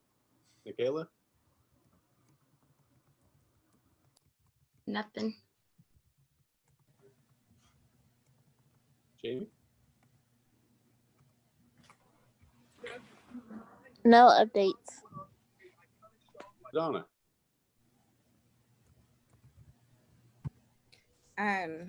Books and Breakfast is this Saturday. It's the last Books and Breakfast for the year.